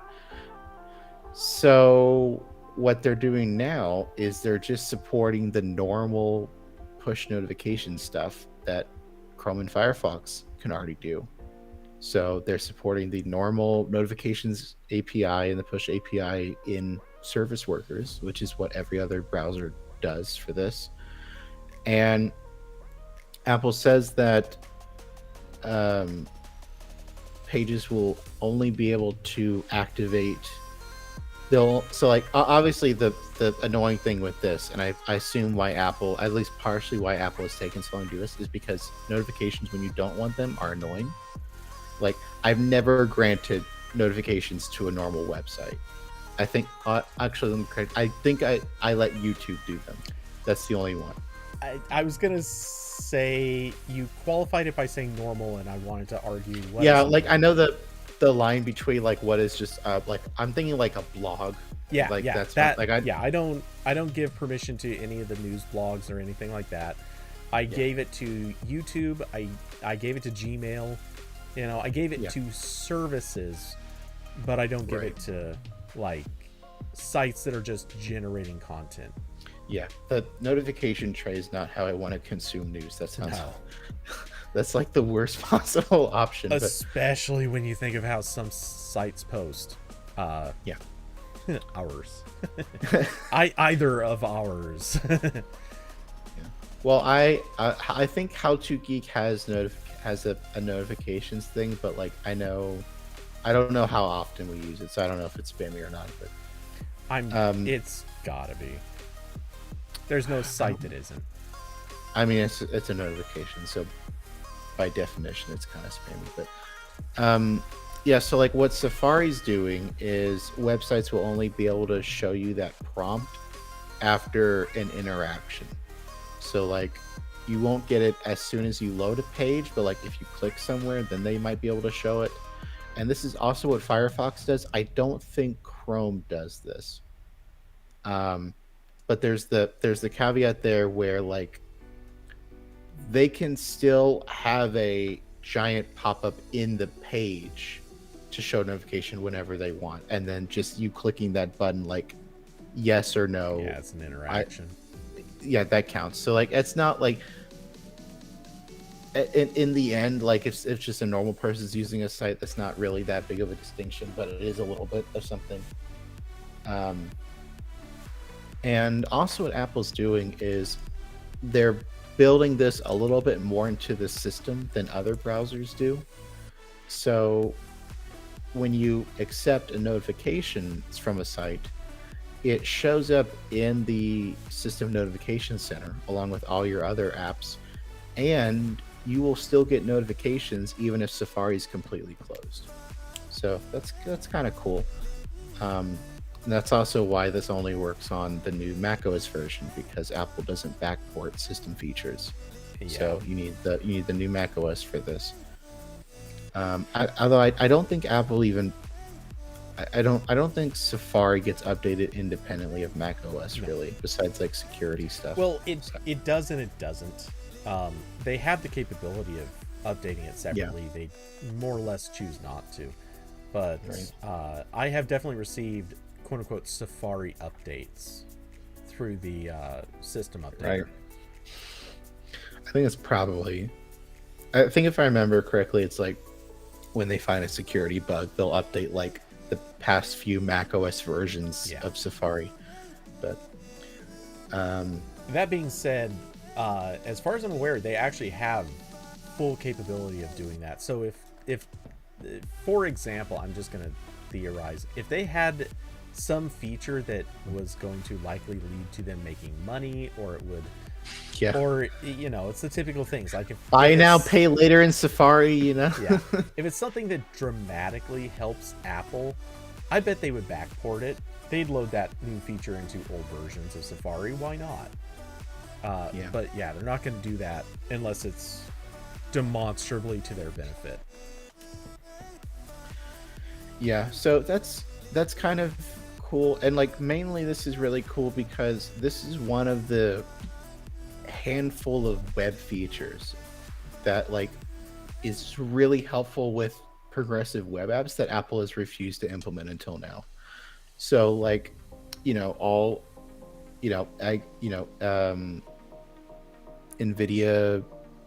game streaming thing. When you install it on an iPhone through Safari, it could have push notifications now if like someone wants to play a game with you, or me as a web developer, I can now create an app more like a native app without paying for Apple's fees and going through the App Store submittal thing.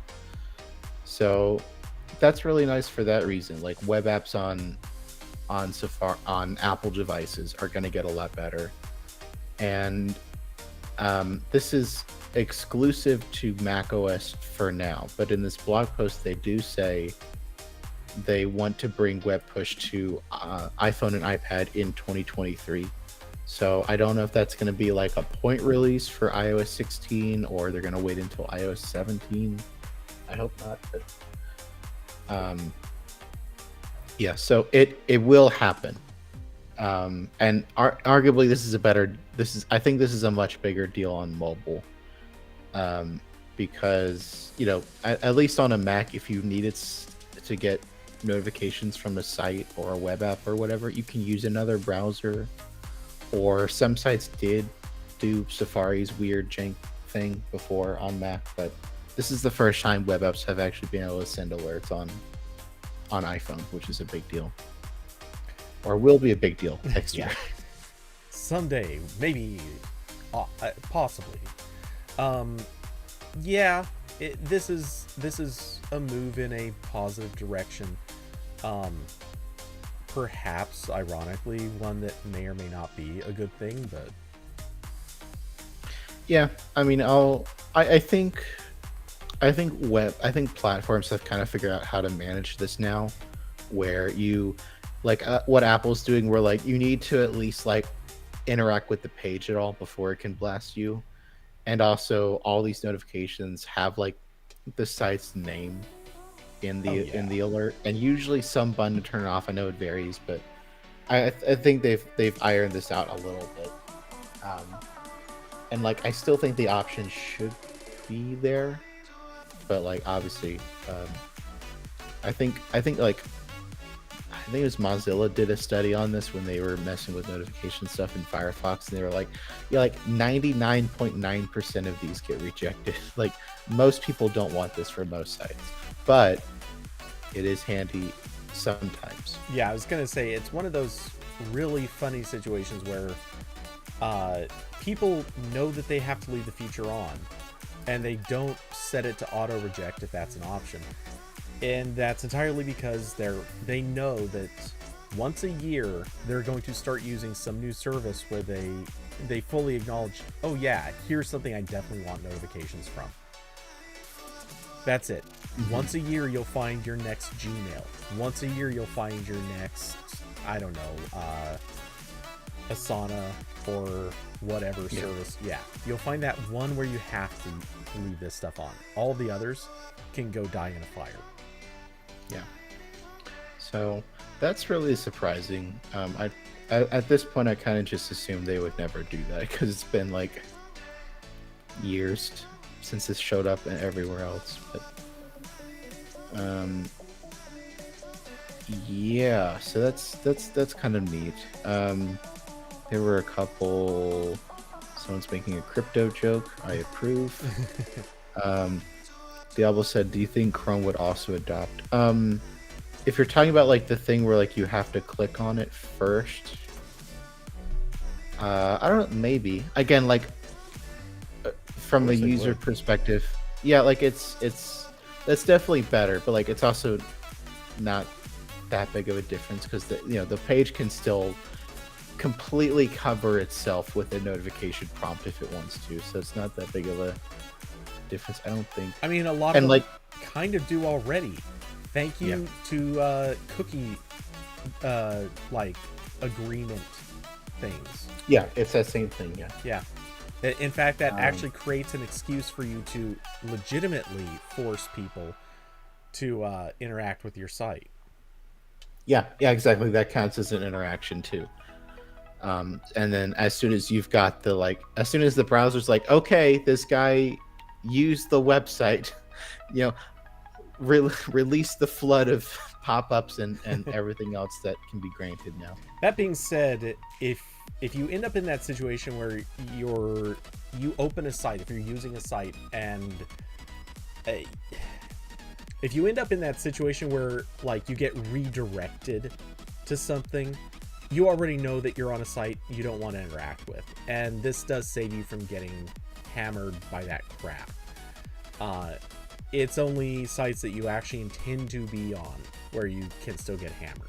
So that's at least something. It saves you from like the like tab hell that people could end up in if they just get redirected. Yeah.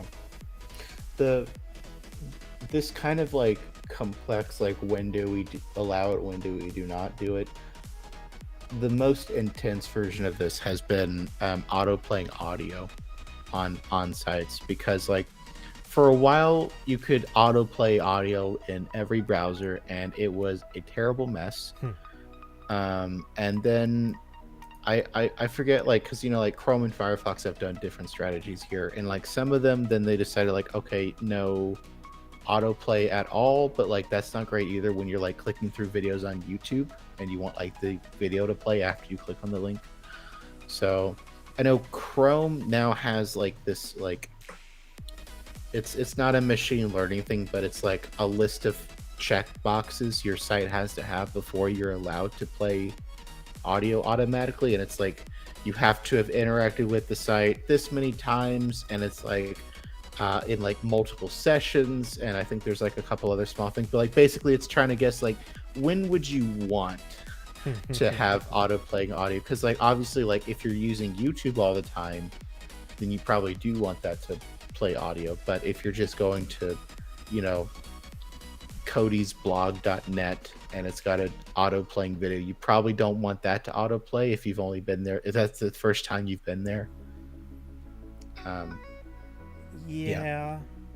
And also I wish they would have applied that logic to just all auto playing video, like not even the audio part, because I do like one of the things I pay for NextDNS to like filter out a lot of my internet traffic, And at this point, it has probably paid for itself just because I'm on a limited data plan on my phone. And those auto playing videos on like blogs, that's not an insignificant amount of data. That can be a lot. So, you mean those auto playing videos on on a Android? Sorry, Android Police and XDA. I couldn't possibly say. No comment. Why you don't work there anymore? But honestly, I don't know if How To Geek has those or not either, because my network's blocking a lot of them. That's fair. They might honestly, be there. I wouldn't know if AV has them because I'm blocking all the ads on there too. But yeah, yeah. No, for anyone who doesn't know, for very possibly the same reason I almost wouldn't know, Android Police and XDA, both owned by Valnet, yeah, they have auto-playing videos. And it's not even auto-playing ads.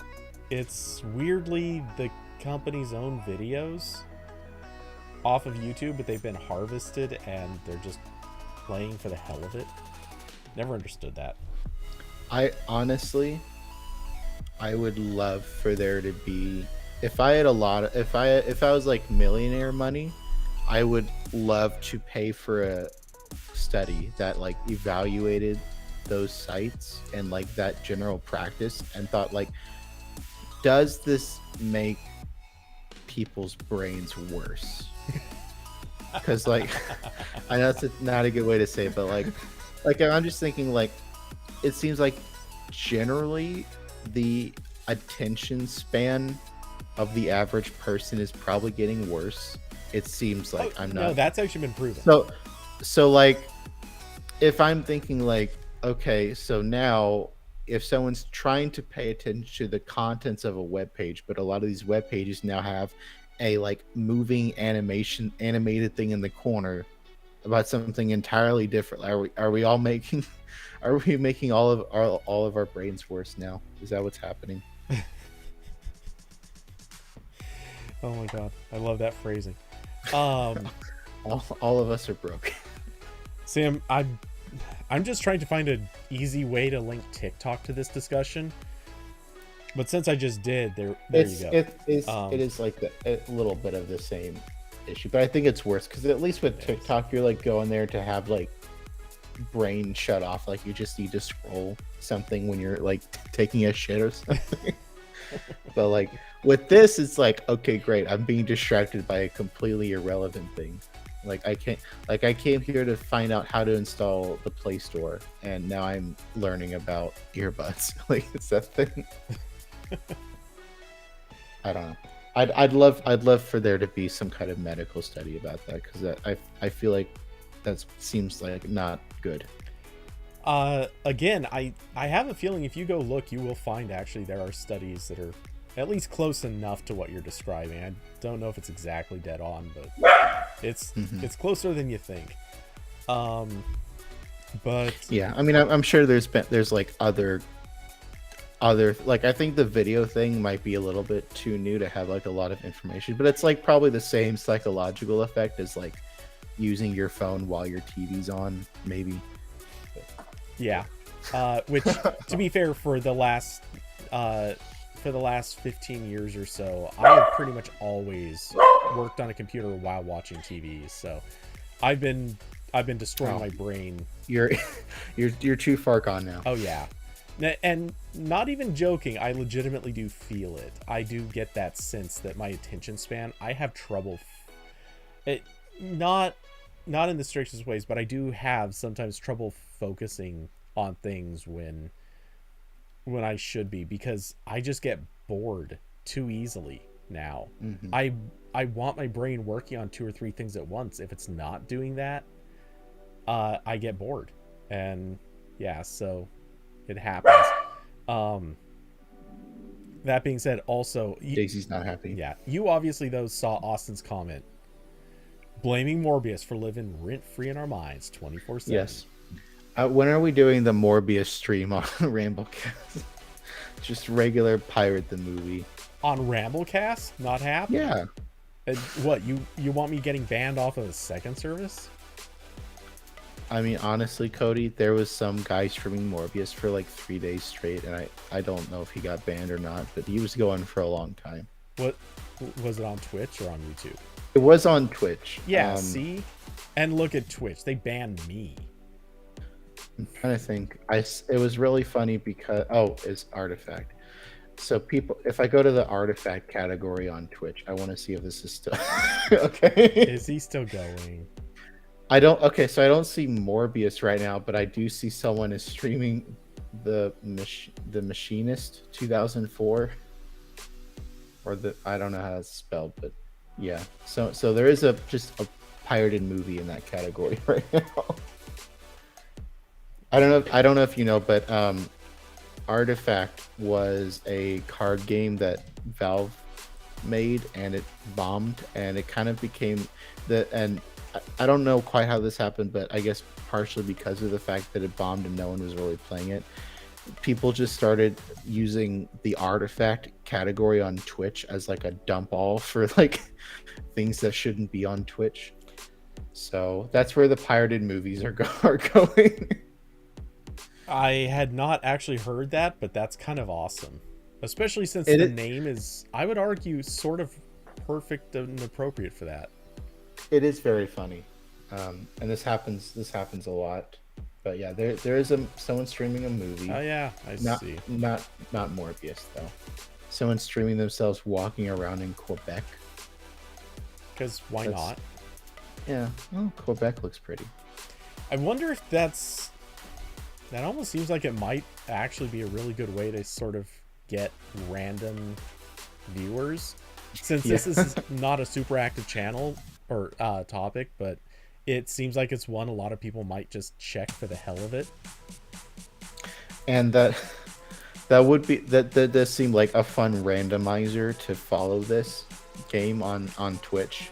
You get alerts for a wide variety of content. Oh yeah. You get alerts when you can watch Morbius again. Yes. Subscribe to Morbius. Oh man. I have not loaded up the Twitch page in a long time. I don't miss it. Did you see Morbius? Did that happen? Yes, I did. Okay. I didn't. I think I agree with what you had said before. I didn't hate it or anything. I didn't think it was that special. It is the most bland superhero movie I think I've ever seen. For sure. Okay. I think some of like the very bottom tier of the MCU might also fit into that category. Like if I'm thinking the original Captain America. Oh, that was bland as fuck. But it was early, which is why no one gives it too much crap.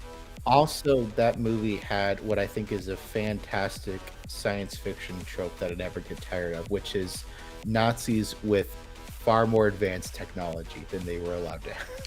There's that. Like it cuts into that same like thing of like Wolfenstein, where you've got like Nazi moon bases. It's very silly. So Morbius didn't have that. I don't even know where Morbius took place. It was just in big city area. Yes, yeah, some sort of New York or Chicago or whatever. Though I kind of got some Bay Area vibe off of it too, but who knows? Anyway, so I think it might have been New York, because I think I saw a tweet where someone pointed out that like just more proof that like no one gives a shit about this movie is it's set in New York, but if you remember that whole scene where they're like on a train or something. Oh yeah, that's supposed to be in New York. I believe that's in London. And like all I think like the train cars actually had like London, like they didn't like do anything to. They didn't try to hide it. No. Nice. Okay, so I will say, strictly speaking, the movie was entirely predictable. Like, it follows the exact same plot path that every, like you said, generic superhero movie. It followed it to a T. It's the typical, here we're going to introduce two characters, and oh, look at that. one's the hero, one's the villain. Woo. Like, you knew. Sorry, spoiler alert to anyone that didn't figure that one out. Sorry, if you didn't figure that one out in the first 3 minutes of the movie, you were the broken person. More so than Morbius or Matt Smith's character, whatever the fuck that dude's name is. No, it was brain off entertaining. I don't know. I don't know if I'd even call it that, because like there wasn't. I think if it's brain off entertaining, you at least need some good action. Oh yeah, no, the action was weak. There was there was the train fight, and then the very fight at the end where they're like flying for half of it and it lasts 5 minutes. Yeah, I was gonna say I kind of actually like the flight scenes. Just I don't know why. I kind of just dug that a little bit. Yeah, I mean, I think that's just the thing that, like, if nothing was going on, but they were just, like, quickly panning over New York, you think, oh, that kind of looks cool. Like, just random drone footage in the movie. But, yeah, like, it's so... Everything about it is bland. Like, it just wasn't that cool to look at. It was generic, like, oh, it's in a big city, and there's, like, a fight underground once. And I usually try to like pay attention to the music, and which superhero movies almost always have the most bland music possible. It's all just, like they'll find, even a lot of times with Marvel, they'll get like, not Hans Zimmer, I don't think he's done MCU music, but like all the other big composers are like, okay, you're a very talented person now. Here is 5 tracks from the Inception soundtrack. I want you to make something that sounds like this, but not exactly this. Yeah. Okay, you got it. And that annoys me so much, because like they got like, I love Danny Elfman. I love the music he's done for like that weird Charlie and the Chocolate Factory movie with Johnny Depp that has really cool music. He's done it for like all of Tim Burton's shit. And then he's done multiple MCU movies at this point. And he did the music for the Spider-Man trilogy. Sony's the first 3 Spider-Man movies. And like that's pretty good too. But like all of his MCU stuff is so boring. like I listened on Spotify, I'm like, this could be anyone. I don't know who this is, but yeah, and like this one is like it's basically stock audio. Oh yeah.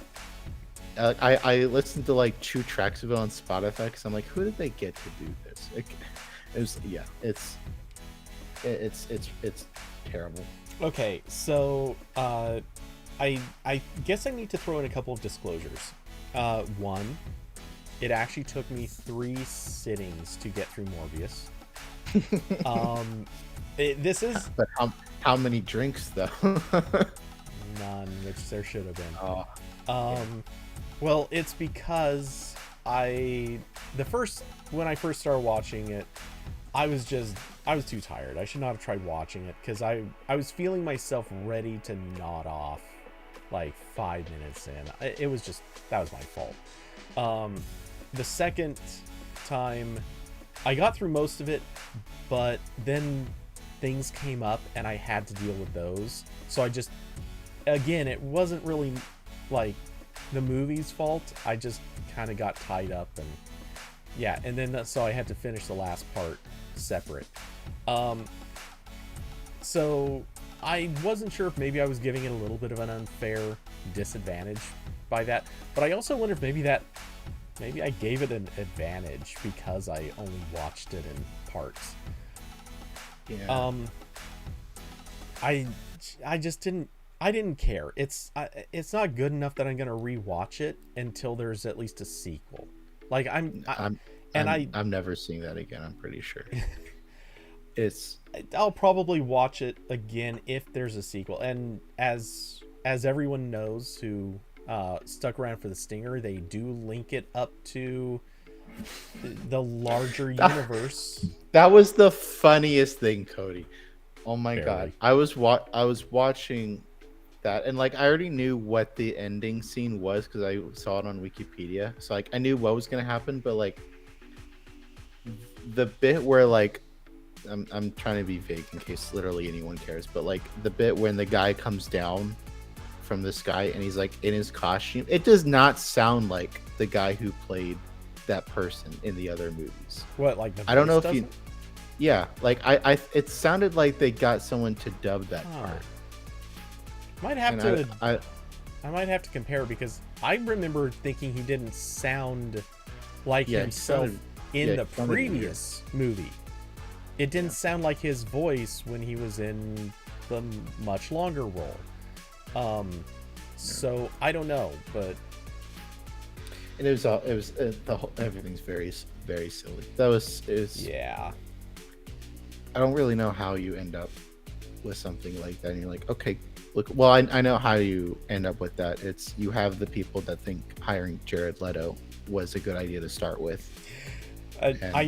You can't really do reshoots with Jared Leto because like he's still going to be bad after the, however many takes you do. He's not a good actor. Well, I'm pretty sure you were the one who saw and responded to it when I made this comment, but who watched Jared Leto as the Joker and said, I want that in my movie? I don't know. That's a ballsy step. And it's not even like Jared. I don't think he's like I get sometimes when like Hollywood hires like kind of mediocre people that have like brand appeal. Mm-hmm. Is there like Jared Leto stands that were like unironically? I mean like a high amount. I know there's like people that like me where I'm like, oh, I know it's gonna be bad. I have to see it because it's in. I don't know. Maybe that was the plan. We're like, this was always going to be a bad movie, but maybe Sony could get some people ironically to pay for it with Jared Leto. I don't know. Okay, my theory is very kind of seriously. My theory is this is sort of like the bad Ghostbusters movie, because anyone who saw that cast list before going in and has any concept of what is going on, they knew it was a stunt cast. They knew that putting Melissa McCarthy and Kate McKinnon was good. Or I didn't see the movie, but I mean she is good. Pretty much everybody else on that cast list, at least of the Ghostbusters, was terrible. Of course, getting Hemsworth in there is a get, but whatever. Point is, they weren't casting them to be good. They were casting them to get news. They were casting to get attention. And I feel like that's why you would cast Jared Leto. Because oh my god, so many people they're just gonna go watch that because they want to see, is he really as bad as we think? Well, and as it turns out, he was proud to answer that question. Yes. Yeah. I don't know. I still haven't seen that Ghostbusters movie. I know that's like one of the movies where like, again, kind of like what you were saying, where the rating was basically established as soon as it came into being. So I don't know. Maybe it's better than what I would assume it would be, but I've never heard anyone say something good about the first Ghost. Or I keep saying, or I just said first, but I'll just say it the way everyone knows it. The all-women Ghostbusters movie, like right, the reboot, but not the current reboot. But yeah, honestly, I've never heard someone say something good about that movie. Well, I mean, my mom said she liked it, so that's one person, Cody. You got one. I never heard her say it. You could be lying. You're gaslighting me right now. I don't even have a mom. Yeah. Yes. No, I do have a mom. No. It's very, the movie's very silly. And really quick as a note, the new Ghostbusters, it's not the best, but it's not bad. It's okay. Okay. I've never seen a single Ghostbusters movie. That's one of the ones I'll get to eventually. Dude, you just got me to stop nagging you about Fifth Element, and then I finally watched Fifth Element, Cody. I don't know what else you want from me. Well, now I want you to watch Ghostbusters. Okay. I'll The watch originals. You definitely I'll don't watch. don't waste time with the all-woman cast, because obviously that one everyone hates it. And Austin said Jared Leto versus Jared Leto in the first DC versus Marvel film. No, I did see someone made a joke poster on Twitter of like Jared Leto Joker movie versus, or like Jared Leto's Joker versus Morbius. I would watch that. so would I. That might be so terrible, it would be good, I think. Oh yeah, that's got Evil Dead level of. That would crack the so bad it's good barrier Exactly. that Morbius failed to reach. But only if they really dive in. It's gotta be stupid. I mean, it's gotta I be want a special lot of effects bad. scenes where instead of splicing multiple shots of Jared Leto in a scene, they have a guy that like kind of looks like Jared Leto, but you can tell it's not. Yes. Like I want it to be like, like TV show, like we've got an episode where someone got cloned. That Or the bit from Spaceballs where everyone has their stunt doubles, like that. okay. I like that. How about this? So 4 to 5 minutes into the movie, you see Jared Leto's Joker get brutally, just absolutely destroyed by something. Not like literally destroyed, but just beaten to beyond an inch of his life. And he ends up in a hospital bed. And when he wakes up, looks totally different actor. And then 12 minutes into the movie, they do the same thing to Morbius. And then you can replace him with good actors. Solution. But they're both Chris Pratt. Oh god. I say good actors. I know, but Pratt's that would okay. be the Hollywood thing to do, is recast everyone as God, Chris. that really is. I'm Mario. Oh, Austin said get Tommy Wiseau to direct. Oh my god, no. I think we've got a blockbuster on our hands here. Oh, we can't go that deep. That's too deep. Yeah, I don't know. Maybe Porn doesn't go that deep. I'll think about it. But yeah, my god, that would be Tommy Wiseau plus. Can we just get him to make a Marvel movie, like just anything? I mean, are you sure honestly, he hasn't made some DC movies? Maybe. That would explain No. it. Especially Aquaman. I think honestly he could do a really good campy Marvel series on Disney Plus. I think that could be a winner. I don't think Disney can handle him. It's true. They're just gonna pump out another Star Wars show. Oh god. Oh, can you imagine him making a Star Wars? Oh, make him do Star Wars. Actually, I'd rather see him do Star Trek, and I say that actually non-sarcastically.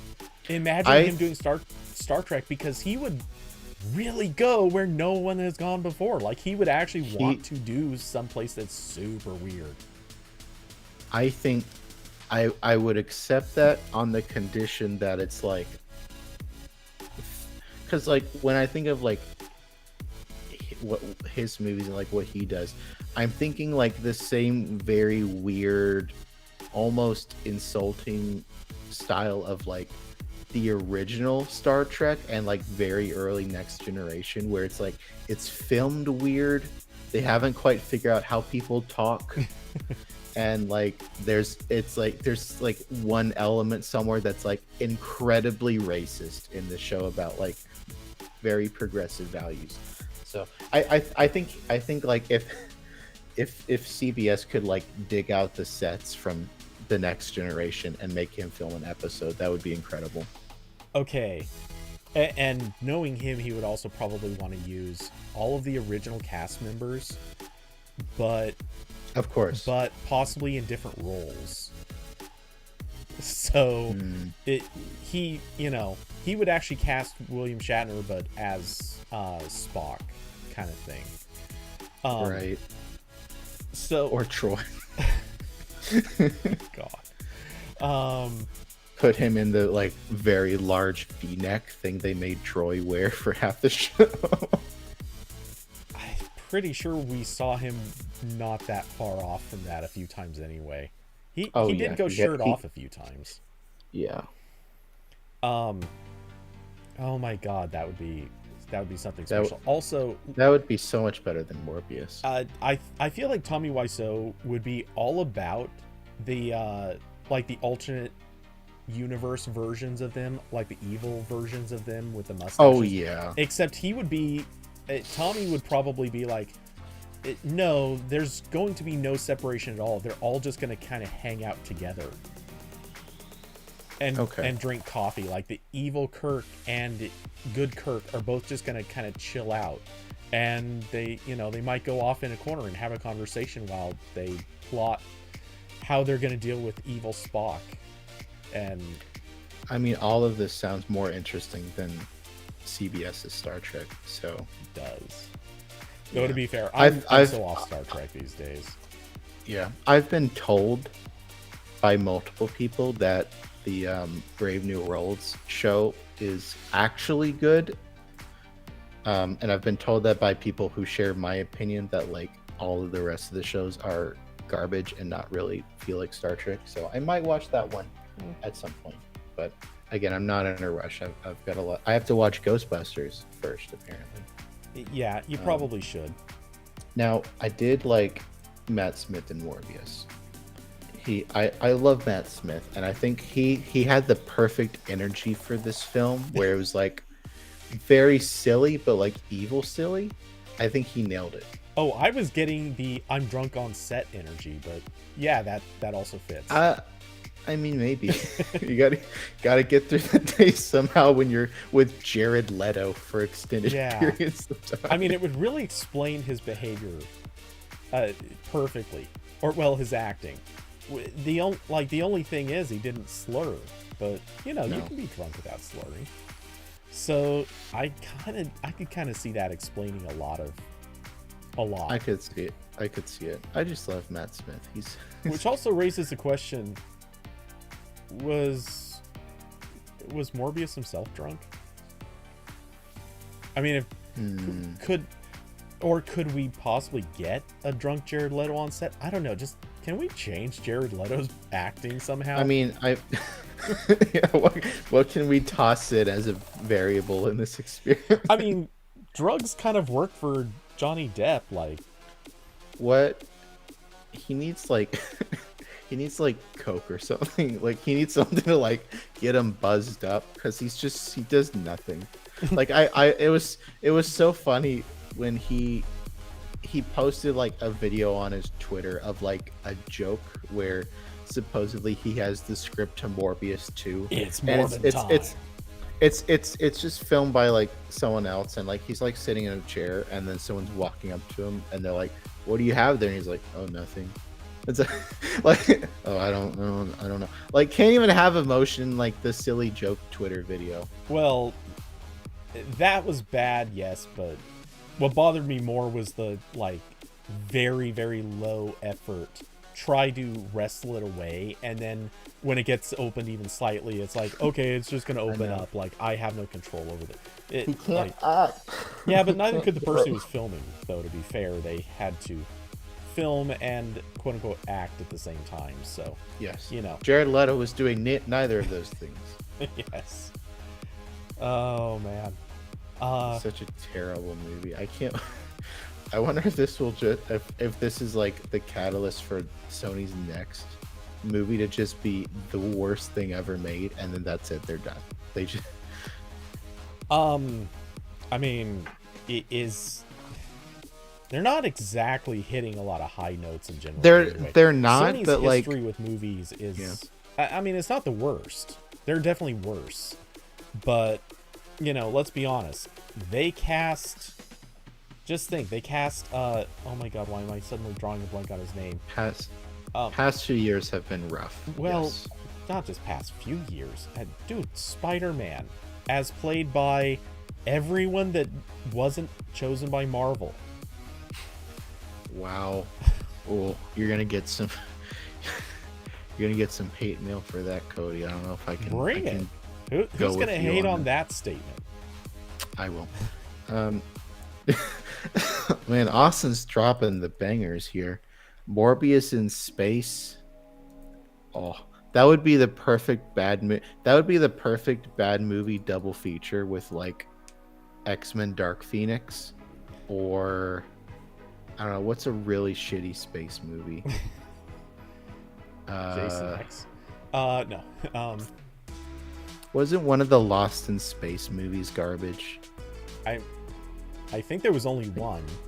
Okay, I think that was the. And in which case, you're talking about the one that has Matt LeBlanc. That was there was like a 1999 one. Yeah, that should have been the Matt LeBlanc one. Okay. Yeah, do that one, or do, I don't know. Oh, that one. Damn it. Toss an alien movie in there. Just any of them after like the first three will do it. Well, I was gonna say specifically the one where the alien has a baby, or she like gets connected somehow to the alien and has a baby kind of thing. Yeah, that one. That was so horrible. That was a special kind of terrible.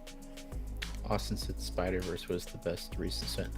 That movie was very good, and I'm getting increasingly worried that the next one is just going to be complete garbage, because they said something, or someone who worked on the movie said that like the next Spider-Verse is going to have like some number of Spider-Men, and it was like in the double digits, and I was like, oh no. Oh no, guys, don't do that.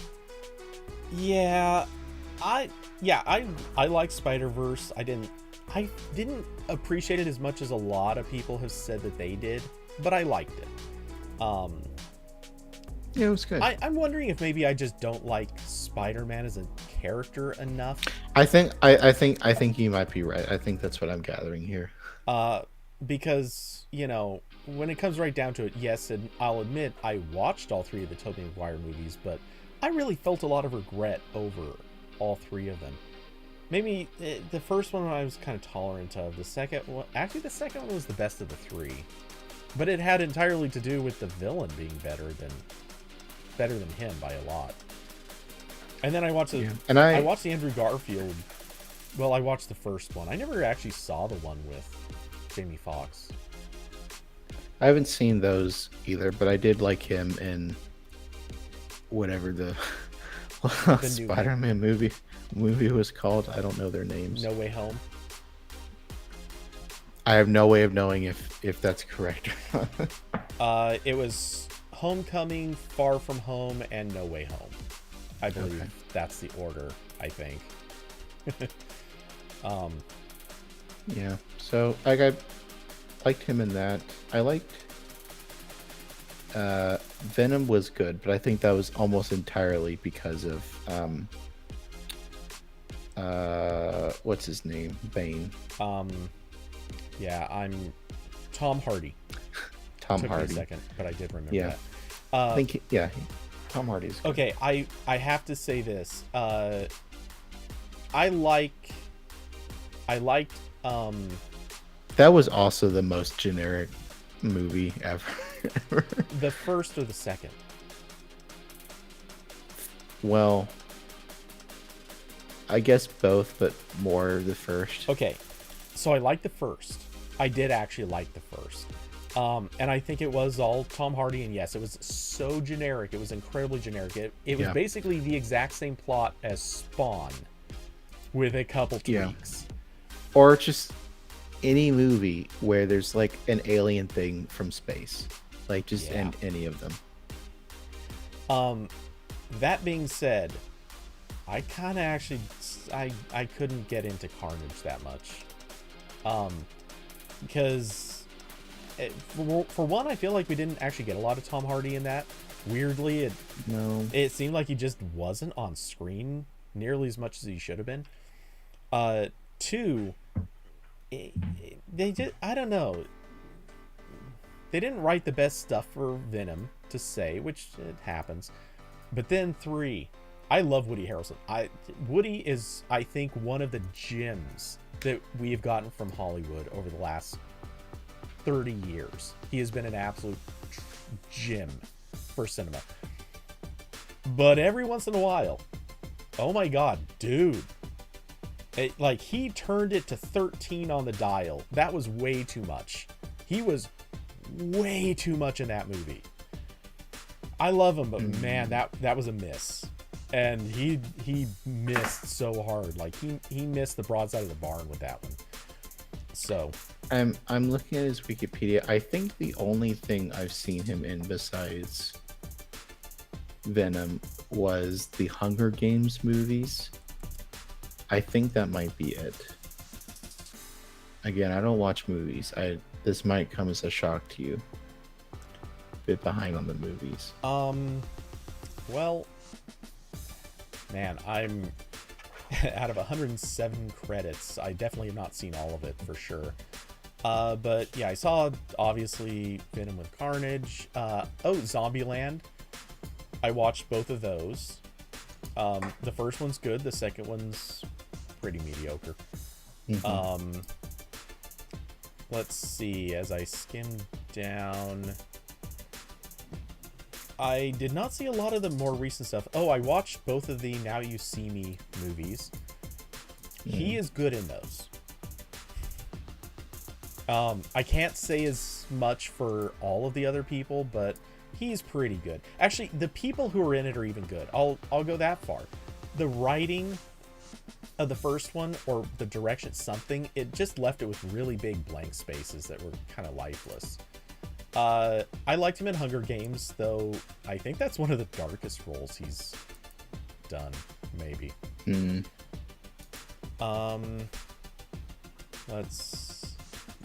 As I skim down, like, yeah, I definitely haven't seen the majority of his movies.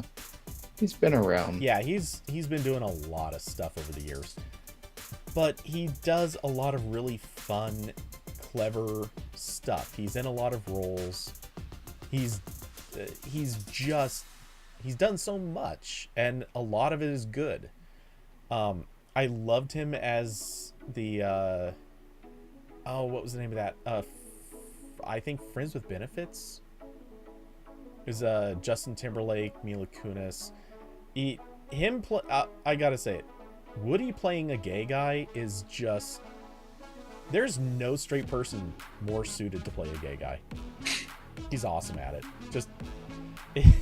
It's just the right level of hokiness that you know he's just making it funny, but he's not going for offensive. But yeah, anyway. Yeah, I'll have to watch Carnage again, because I saw it in theaters, but I was distracted for like the last 30 minutes because I kept getting alerts on my watch that my dog was barking. Oh, because I've been away from home too long. Yeah, there is that. Diablo does bring up the Solo movie. Did you not see that? The Star Wars No. Solo movie. You didn't see that, really? No, I told you. Cody, I saw... I don't know if that was before or after, but I saw The Last Jedi, and that about killed my interest in Star Wars for a while. So I think that came out after. I think Solo came after that movie. Yeah, I mean, like, I know that one was like fine, but I don't care. I'll get to it eventually. I'll tell you this. Solo was a lot better. The Last Jedi was trash. Austin said, "Did anyone like the first Joker?" Are we the? Yeah. What does that mean? The talking Batman 1989, or that Joker was in that? Yeah, there are a lot of Jokers, and depending on how you're asking it, that could apply. We're talking about the artsy Joker movie from a couple years ago. Oh yeah. Oh god, I never saw that, but that was fine. I don't know. I have mixed feelings because the movie itself was like okay, but there's still like the whole thing where I don't. There's kind of the whole thing where it's like sort of implying that like if a mentally ill person is pushed far enough, they'll like become like that. And that's like kind of a difficult thing to get away from. But like besides that point, like I guess it was fine. I don't know. Okay, so yeah, Joaquin Phoenix, that one. Yes. So I never watched it. I I didn't have a specific reason for not watching it outside of it just looked like a pretty depressing movie and I just wasn't in the mood for it. Um Also, I saw entirely too many of the wrong people singing its praises. Yeah. Which Yeah, that is the thing with like a lot of these kinds of movies is that you a lot of people don't seem to figure out that like these characters are not supposed to be role models. I think that's a real issue we have now. Where like you the Joker is not a is not a thing to strive towards. yeah. You're getting the wrong message from this. It's like it's also it's the same thing with I haven't again I know this is another movie that like everyone has seen I've not seen. I know this is the thing with Wolf of Wall Street where people keep like pointing to the characters from that as like look at how like cool these rich guys are and like no they're not that's not wasn't the point of that movie. Yeah, no. That movie was almost like that was like a warning shot to not be those people. But yeah, there are a lot of people who it's like they didn't watch to the end. No, this is an actual issue I think we have with like entertainment. It's like, and also I think this is also kind of why I'm mostly in favor of like I you know to use Star Trek as a reference point. Star Trek had a lot of episodes and I guess movies maybe too where they were they were a commentary on something happening in real life, right? Where whether it's like, some were, like there was an episode of Star Trek that was like about, like they've done stuff on LGBTQ plus rights. They've done stuff on like politics at the time, like stuff that's like really profound for the time, but it's wrapped up in analogies because to be a little bit more clever. And also just because like if you're a show in the 80s you can't usually come out and like talk about gay people being cool openly, so there was that issue. But like more recently Star Trek has become a lot less Subtle. of a subtle, right? Like the subtlety is almost completely gone out the window, and like part of me is like I don't like really well Doctor Who has this problem too where like I don't really love it from like a entertainment standpoint because then I feel like I'm being treated as a child, like you might need some help figuring out like what we're trying to go with here, so let me just like very spell it out to you. But we do have far too many people that just do not get it. Mm-hmm. Right, like all of the this isn't the same thing, but like kind of similar to people who complain about Star Trek being woke, right? Where it's like, did you not where were you?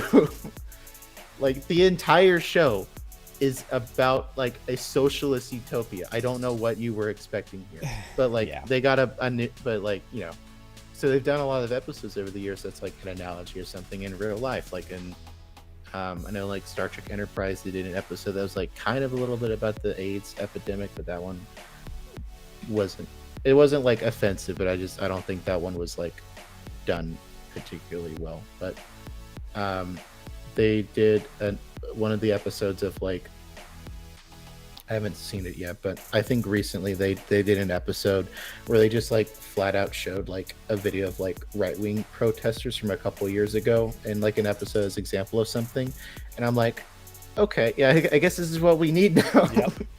It's like you guys can't get, you're not getting the subtlety here, and like it's not doing anything. Yeah, sometimes you have to literally club your viewers over the head to get them to pay any attention or to get the message.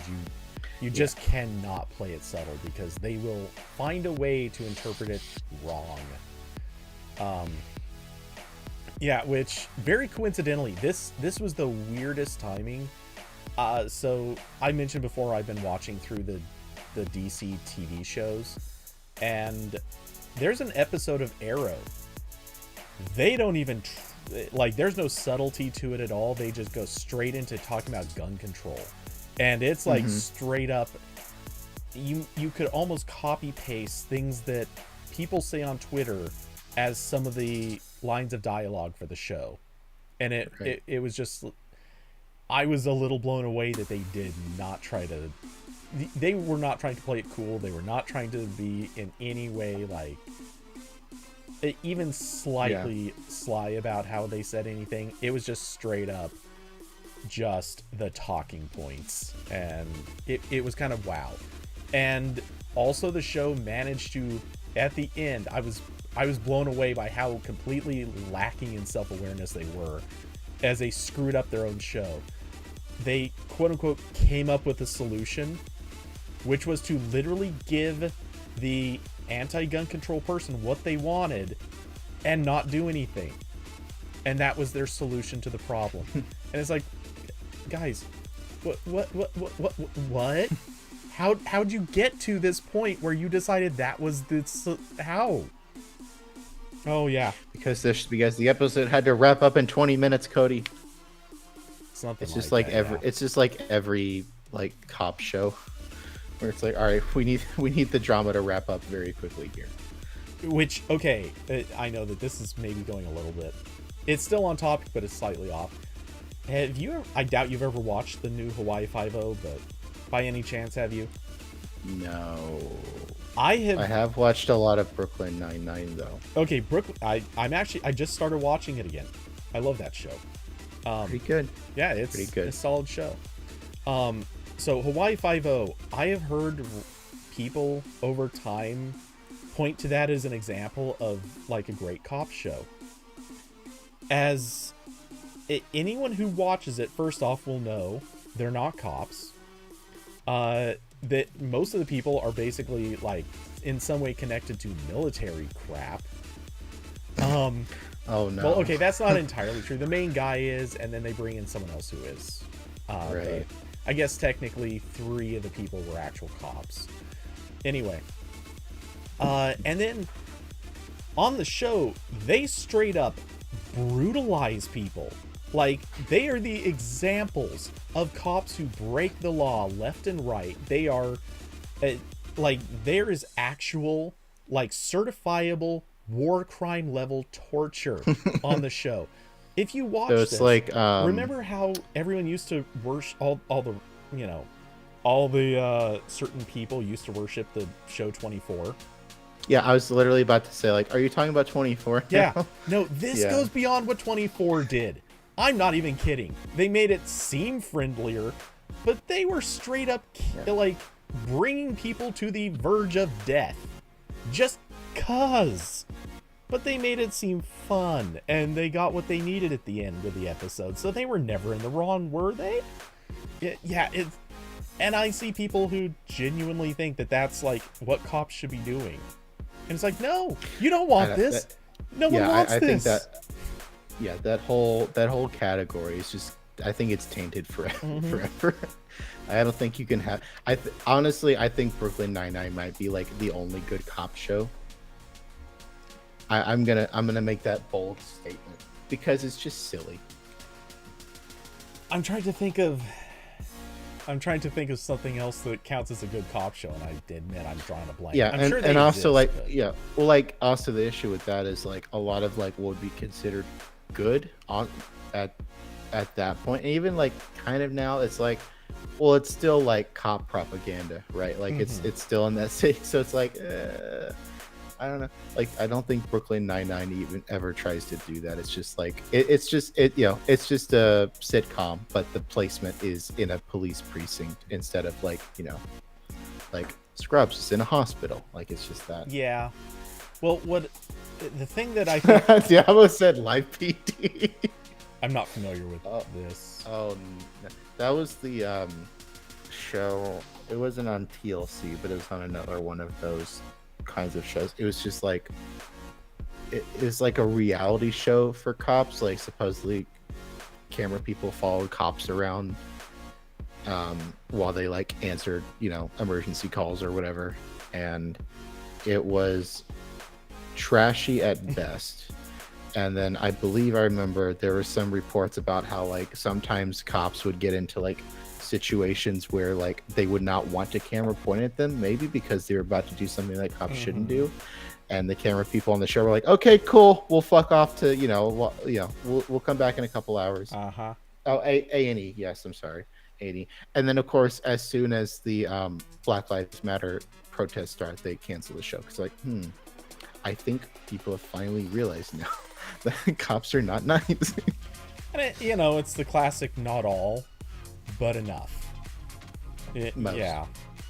The only good cops are the ones on Brooklyn Nine-Nine. That's it. Ooh, bold statement, especially since a couple of them were sometimes a little Andy abusive. Samberg could arrest me, and I would be okay with it.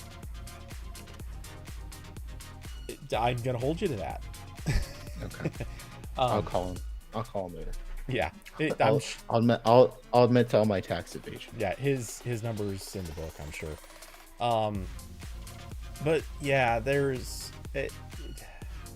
man, thinking you mentioned Scrubs, and the thing that's been sitting on my mind is so many of the cop shows, the cops are doing things that are like pretty bad habit, if not outright illegal, dangerous, kind of awful in some way. And the moment you mentioned Scrubs, it's like, oh wait, no, they were terrible on that show too. Like, nobody wants those people. Yeah. In the real world. Like I am rewatching Scrubs again because it's a very nice like brain off funny show. Yes.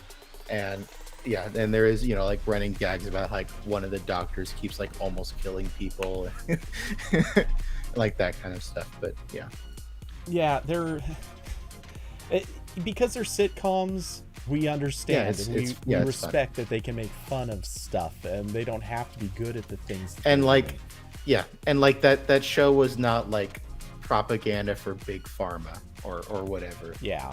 Whereas cop shows, at a minimum, are playing to that angle, and some of them did have like actual involvement with militaries or police organizations or whatever. Like the people who made 24, like that show was really popular with like the U.S. military, and like the people who worked on the show got honored by like military people, and it's all very icky.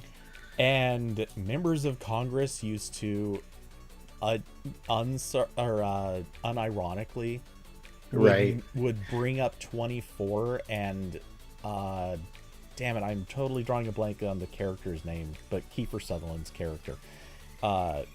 They would bring that up on the floor of Congress as if it was a real person that they were using as a reference point. It's like, no, this is Hollywood, guys. Just because he banged somebody with a telephone book a few times in the face, it doesn't mean that is going to get like. It doesn't mean that he's going to get an answer from the terrorist. I know, it's very silly. Whereas no one was using Scrubs as an example of how laws should be passed. No, sadly, I think they were using Grey's Anatomy, but. Oh, yeah. Which, man, at least use Scrubs. At least they weren't. I don't think they were making up any diseases on there. I don't know. I mean, I don't know any diseases, so I wouldn't know if they made something up. Or I don't know. House was a little bit more serious than Grey's Anatomy. I'm gonna go watch Scrubs. I actually do need to go because I'm hungry, so I'm gonna go. All right, man. Well, take it easy. Do you have anything you want to plug? No. I would like to plug. Tech Tales is getting close to a year since the first episode. And I was working on kind of a cool thing, but it's not really working out, so I don't know if that's actually going to happen. But at a minimum, I will make like maybe some wallpapers. Wow. And there will be there will be I don't know, when is the actual, I think it's this month. When is the it's next week. It's the 14th. So that is the anniversary of the first Tech Tales episode going live.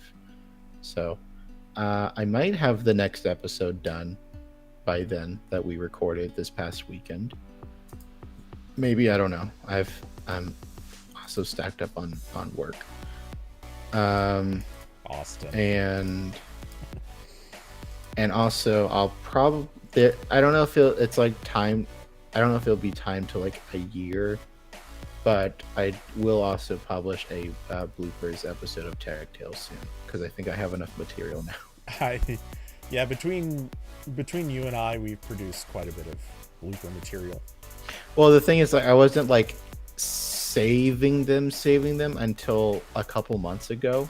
Everything before then, I grabbed from when I would like post short snippets on like Discord of the recording. So I had to download those. But yeah, that was mostly enough. your side of conversations, if I remember. No, it's about half. Okay. But yeah, not a lot of back and forth on those short recordings. No, Diablo said, when can we expect a how-to page on avoiding dumb sites that make you dumber? Ooh. That's, you know what? In all seriousness, that would actually make a great HTG article. I don't know how you would do it. No. I guess just only read what I write on the internet. Just that's the only website you should visit. So is my author page on How to Geek. That's it. Don't read anything else. So on my stream, you're going to say no one should read my writing. Correct. No, I get that. Also, don't watch this video. A good idea. Don't watch this video either. I mean, if you're this far in, it's too late for you. Yeah, your brain's going down. Oh, your mic is bugging out. That seems like that might actually be good timing, I guess. Yes. Anyway, take it easy. We'll catch you soon. Okay, bye. All right. Oh wow, that's it. We've now managed to do movie talk, politics ish, and yeah, I don't know.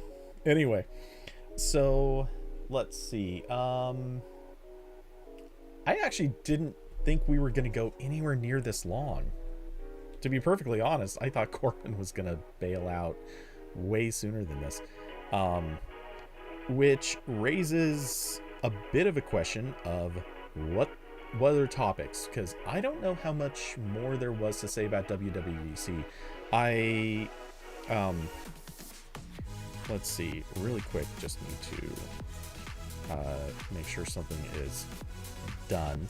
But yeah, Dub I think had a couple of very interesting topics, but the vast majority of it I thought was not actually super relevant in any big way. It was a lot of sort of, I guess, generic feature additions. There was obviously a lot of copycat stuff that people have highlighted. That's actually got a lot of highlighting. Let's see, AP6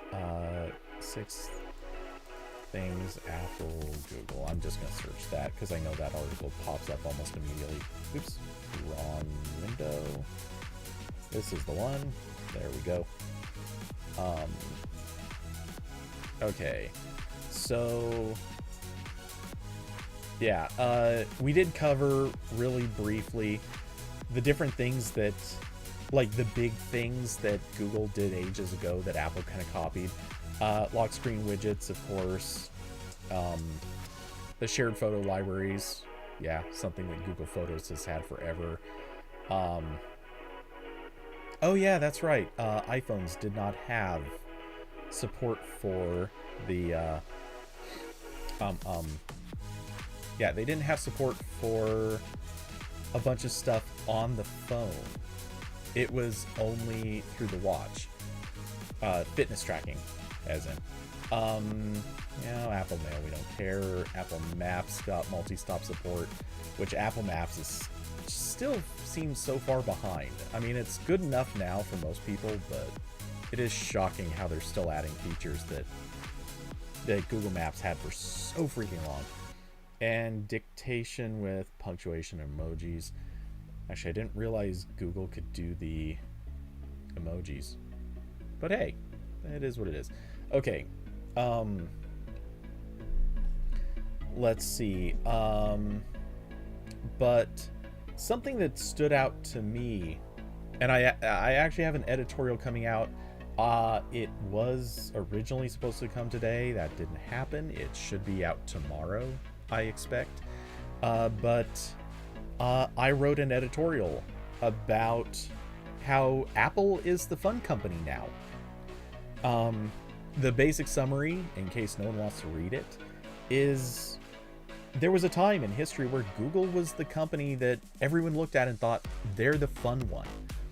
They had quirky, weird stuff. They did things like having skydivers jump out of a plane during an event so they could carry a Google Glass unit down to the people on stage. Like, this was a weird thing, but it was also kind of awesome. And you know, they did a lot of weird stuff, and it was quirky and weird and unusual. Now there's Apple. Apple has done a really good job of this. And not in the same over the top ridiculous ways, but a lot of the stuff that you just don't necessarily, like, you can just tell it's funny, it's fun, it's different. So for example, Craig Federighi, and pretty much all the funny stuff usually comes from him, but let me just read back to you the quote of something he said while getting ready to announce the new name of macOS. Quote, "That brings us to the latest exploits of Apple's crack product marketing team. They've been absolutely riding high since their naming coup of M1 and M2, and needless to say, they were exhausted. But after their requisite 3-month rejuvenation retreat in Monterey, with their chakras now in complete alignment, the team once again piled into their macOS naming microbus and wove their way down Highway 1, chasing the vibrant display of colorful California wildflowers. They finally came to rest where stunning surf meets lush alluvial plains in beautiful Ventura." Come on! When's the last time somebody from Google did something like that on stage? Like, that is poetry of sorts. It's weird, it's quirky. They're still having fun with code names. When's the last time Google had fun with a code name? I mean, we're on tiramisu, which is a delicious code name, but it's the announcement of it. Did anyone think that was special? Did anyone think it was fun or unique or interesting? Not really. I love Google. It's a great company, but their presentations have become business as usual. They're the company corporations would have wanted to work with 10 years ago. But it's not the same. It's not the same personality. It's not the same aura that they used to put off. And so I went back through the last 10 years. This is true. I went back through the last 10 years of WWDC just during the announcements. Just during the announcements of the macOS names.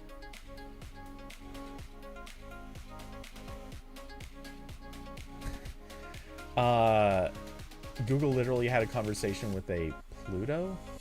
Oh, the planet Pluto. Or not planet Pluto. You decide. But no. But that came across as weird, not fun. And hey, don't get me wrong, Apple has some missteps. They've actually some pretty big misfires in the past. The opening of WWDC 2021, I would argue, is a misstep. But it was also fun and weird and interesting. But like, a lot of people won't remember this, and this is connected to what I was saying earlier. I went back through the last 10 years of name announcements. At WWDC back in, I think it was 2012, maybe it was 2013. No, it was 2012. Maybe it was 2013. Whatever. Anyway, they made a straight up drug reference on stage. They referred to smoking weed on stage. And they've done that several times since. This is Apple. This is the company that most people would say is, you know, they're cool, they're stylish, they're trendy. But is this the company that you expect drug references from? Probably not. I think a lot of people forget that that's them, because they do seem to have that, like, you know, straight edge quality. How goes it, fellow kids, right? But they made a bunch of, several times, like, not every year, but a lot of those years, they found a way to fit in references to smoking weed. I'm sorry, but this is, they've been the fun company. They're adding comedy in places where it's actually kind of enjoyable. We straight out of Cali, so we smoke the devil's lettuce too. But look, and this is nothing against Google, but it's so telling that when you watch after watching Google I/O and watching WWDC, I wasn't the only one to say this. I saw a lot of people saying WW, it's just more fun. That Apple has become the fun company. Google, I mean, it's not that they're a bad company. It's not that there's anything wrong with this, but all the things that used to make Google fun, it's all kind of gone. It's all been sort of just turned vanilla. I mean, vanilla's a great flavor, but it just doesn't have that livelihood that it used to. It doesn't have the quirkiness. It doesn't have that level of weird. And I mean, you know, you can look at the cities of Portland, Oregon, and Austin, Texas, both of which are very proud of how weird they are. And like, that's the thing. People like weird just because it's a little different. It's a signal that you are thinking differently and doing things outside of the norm. And a lot of times that doesn't work out, but a lot of times it does. And Google has lost that part of its personality. I mean, you're right about the talking to Pluto and talking to a beer. Those were interesting choices. I don't disapprove of them at all. And in fact, I'm probably gonna... I remembered talking to the beer. I forgot about talking to Pluto. But yeah, I might make a quick tweet to acknowledge that. But still, yeah, it just feels like Google has left behind that quality that so many people love. And obviously, like, this is not a new take. Everyone has had this take for the last several years. But the part that I think is different is people are now finally noticing Apple has been funny for all these years, and they're leaning more into it, while Google is leaning back. And that's kind of where it's going wrong.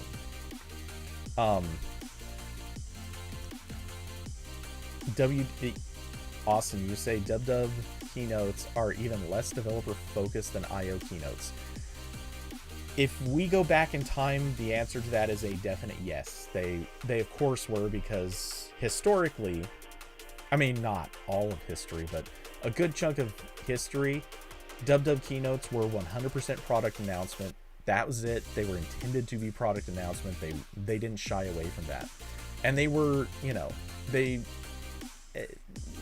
that was the intent. They weren't trying to hide that. And every once in a while, their keynotes would bring up somebody to do whatever, you know, to talk about code or development. It would sometimes get a place in the keynote, but most of the time they didn't.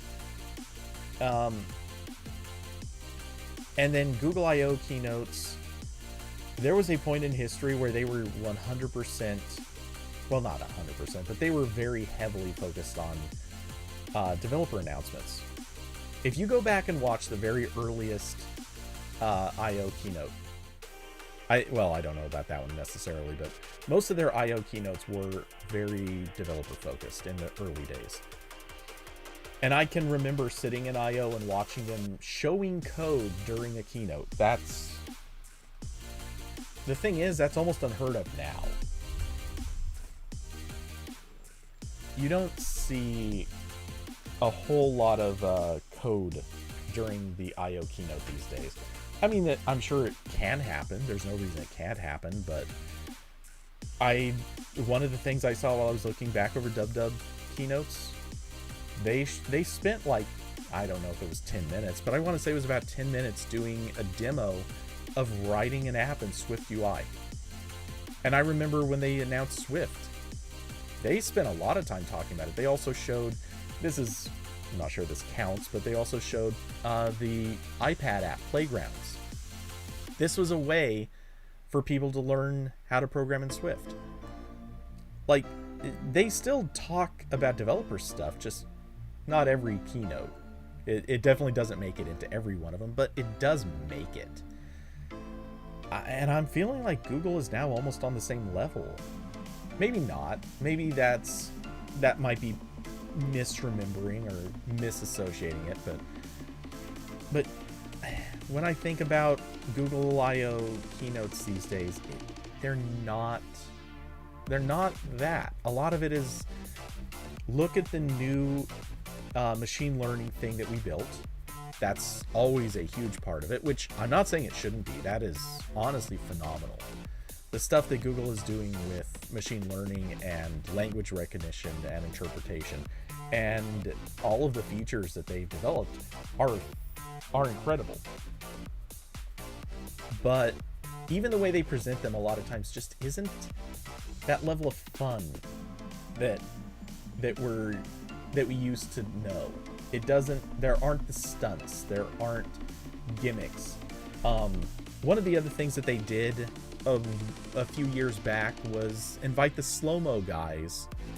It's a YouTube channel for anyone who doesn't remember. And their whole thing is they basically just bought some slow motion cameras and did things in front of the camera with those. But yeah, they brought them on and they attached a weird demo gimmick thing where people could, I didn't really understand what it was, but they were like throwing water balloons at the slow-mo guys using Google Hangouts or Google Chat, maybe. I don't know what it was, but yeah, people were sending messages and somehow that was resulting in like water balloons or something flying at the slow-mo guys. I mean, it was a weird, honestly, being there, it was a very weird gimmick. It didn't make a lot of sense, but I mean, it was still a thing. It was an attempt at doing something fun. So yeah, anyway, there will be an editorial not too far away that does hit on this. Let's see. You remember when they didn't have in the prompter, when they didn't have hold for applause in the prompter and the excitement felt natural and fun. Yeah, they're, again, I don't want to come down too hard on Google for this, because they did this so that they could be more corporate friendly. Like they're just shifting their tone so that companies take them more seriously, and that makes sense. But at the same time, there's a lot of fans out there that want to see statues again. There are a lot of fans out there that would probably love to see just some goofy antics on stage. And nothing that looks like a mistake, and none of it has to be too bad. They can lean into dad jokes left and right. That would be fine for a lot of people. But it just needs to, like, there was a level of fun that Google used to put off, and now it doesn't really have it. At this stage, like I've said many times, when I think about the funniest parts of I/O, it's never the keynote. I think of watching any session that's hosted by Chet Haas. That's the funniest thing. Him speaking is far and away funnier than anything else that happens at I/O. And I wouldn't expect that to be any different, even if they do try. But yeah, I mean, that's where the better thing is coming from. Diablo, and the excitement of look under your seats, new phone, new tablet. Yeah, that has changed too. Though, to be fair, I get why that changed. That probably should have changed. I even remember saying, as a person who was hoping to get stuff from Google I/O, I even remember being at those and saying, they need to stop giving away so much stuff. It's for the best if they stop giving away all this stuff at I/O. Awesome. Also, smartphones and smartphone OSs are just boring now. They are, but I mean, if Apple can find a way to squeeze in a drug reference, so can Google. Maybe not drug references. They don't need to do that, but they can certainly do more quirky and fun things, and that's the whole point. That's where the editorial landed. Everyone look under your seats. It's a new messaging app for everyone. Yikes. Hey, I remember when one of their big talking points at one of the I/Os is, hey, we're going to give everyone a Google Photos photo book for free. And first off, they didn't even do that. They made it so that you had to go to the front desk and not just ask for your stuff. You had to make a specific point of asking for that, otherwise they wouldn't give it to you. That to this day, I still look at it and it's like, why? Come on, guys, you could have just not done it that way. But yeah, like, the company's still fun, but they don't have that same thing during the keynotes that they used to. We give, break, combine, break, rename, cycle. Nice. But yeah, so anyway, there's that. Trying to think what else. If anyone has any topics, again, just remind me. Trying to think of what else Dub hit. You wonder if Pixel Slate would get Android 12L support. Does it even have 12? I don't know. If it's getting 13 beta, I have a feeling if they haven't given it 12L, they're not going to. They'll just push it straight to 13. Oh, Android 9 still? Okay, yeah, then no. It's not getting anything. I have no recollection of that when that device came out. It just did not. It was one of those things, it came out, and as far as my brain was concerned, it just didn't happen. Like, that was a device that was never and will never actually click. But yeah, let's see. So I'm quickly skimming back over to see if there was any other big additions that stood out from the event. And to me, I really didn't see much. As Dubs went, the actual product announcements, I don't think were that spectacular. At least not for me. I don't know. Okay, of the people who are here now, did anyone else see some other feature or product announcement or anything that called out to you that made you feel like there was something special or important?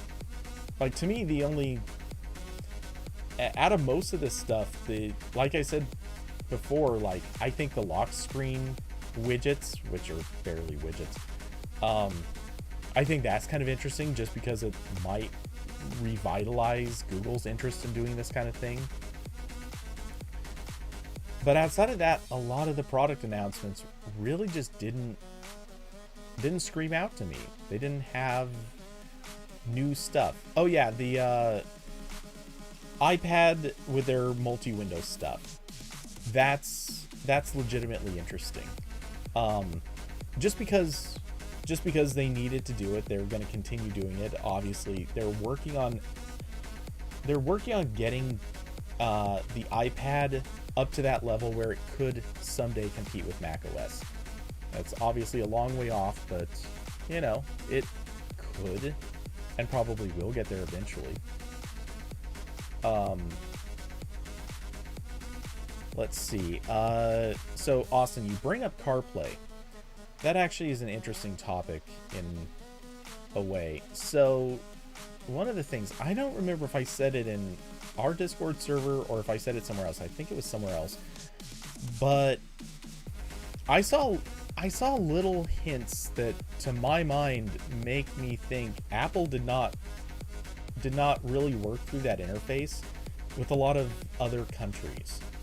I'm pretty sure that interface will pass with the US. But there are a lot of countries that have some surprisingly strict rules about let's see, CarPlay. I just want to pull up an image of this. There's some countries that have some fairly strict rules about what can be in a car in terms of like distractions. And to look at this, I'm not sure, but I feel like they might be crossing some lines here. It's hard to say, and obviously, you know, some of these things are probably not that big of a problem, especially like when you look at what a few of these things are. They're not that critical, but I mean, one of the things here is a calendar entry. I mean, it's, should you have your calendar entries sitting right there on the screen? Also, you look over further to the right. Obviously, there's a music player. That's solid. No problem there. But next to it, there's a garage door widget of some kind above those two clocks. So the clocks are whatever. That seems fine to me. But the garage door, why? Is this supposed to be a touch target? I don't know. There's a lot about this interface that's confusing. How about the maps being right here on your dash? You have to look through a steering wheel in order to see your map. And, you know, in a perfect world, everyone's the perfect height in their vehicles. Not everybody is. So is this going to be a visible thing? Is it meant to be a visible thing? Or are you kind of meant to only see like straight down the center? Again, there are a lot of just interesting interface decisions that don't really make sense, or they don't make enough sense. And, you know, it's also entirely possible a lot of this stuff can appear in your main Apple or CarPlay screen. I don't know. But yeah, this leaves me with a lot of questions about how much they plan. How much are they going to do? They said late 2023, and full self-driving is coming next week. Yeah, really. So I don't know. I look at this and I can't help but wonder, is this for show, or is it actually really gonna actually happen? Diablo, the top part is not touch, just view. Or you're asking. That's a great question, and one a lot of people have asked, which raises a lot of questions in my mind. Is the map view that's behind the steering wheel here, are you not supposed to touch that? I mean, I would expect you to not touch it, because it's kind of in the worst possible place to try to reach for. But does that mean that you can't pan around the map? Like, can you not touch and pinch? Can you not adjust your view? Does the map, like, can you open maps on the main device that is touchable and alter things there? And, like, would they show up in your view in front of the steering wheel or behind the steering wheel? Like, there are a lot of design questions that raise that. And then again, how about that widget for the garage door? Now, that could just be showing you something, but a lot of times widgets, especially if they look like that, a lot of times those are meant to you're supposed to be able to interact them, typically. So, I don't know. Are these touchable widgets or not? It's hard to say. I believe me, I tend to think that they're not touchable, but at the same time, maybe they are.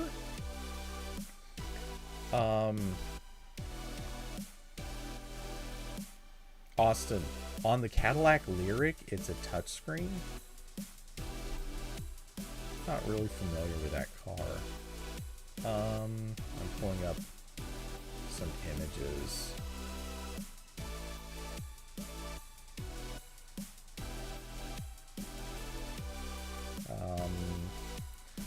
Okay, that's obviously a bit different, but yeah, that's a pretty big ass screen, and it certainly has the look of being,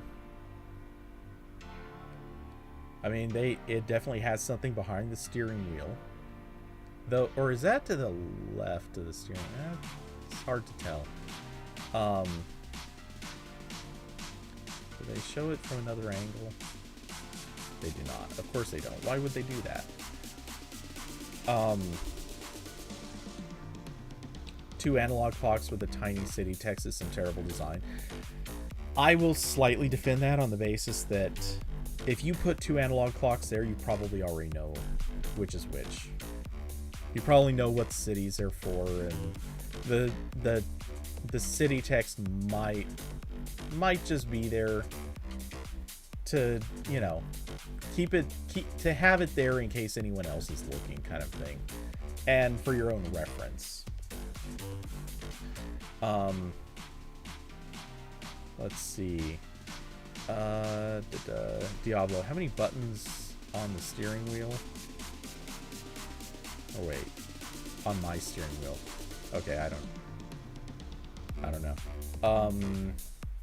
But yeah, there's gonna be some really weird interactions with this, in my opinion. Or maybe not. Maybe that top part has no touchscreen at all. Awesome. Car UI is getting strange. It is, yeah. But if this whole thing is a touchscreen, I'm not seeing enough, or I'm not seeing a lot of touchable parts. And it looks like it'd be an uncomfortable screen to try to touch. If it's not a touch screen, I feel like that makes more sense to me, because all the things that you want to touch are actually the furthest from where you can reach. I mean, think about it. You have to reach around the steering wheel to reach the map. And that garage door widget that I was talking about is almost the furthest over. And then at the absolute furthest over is a scrubber for the music player. So yeah, 100%, this is not the best interface for being touchable. But maybe it is. I don't know.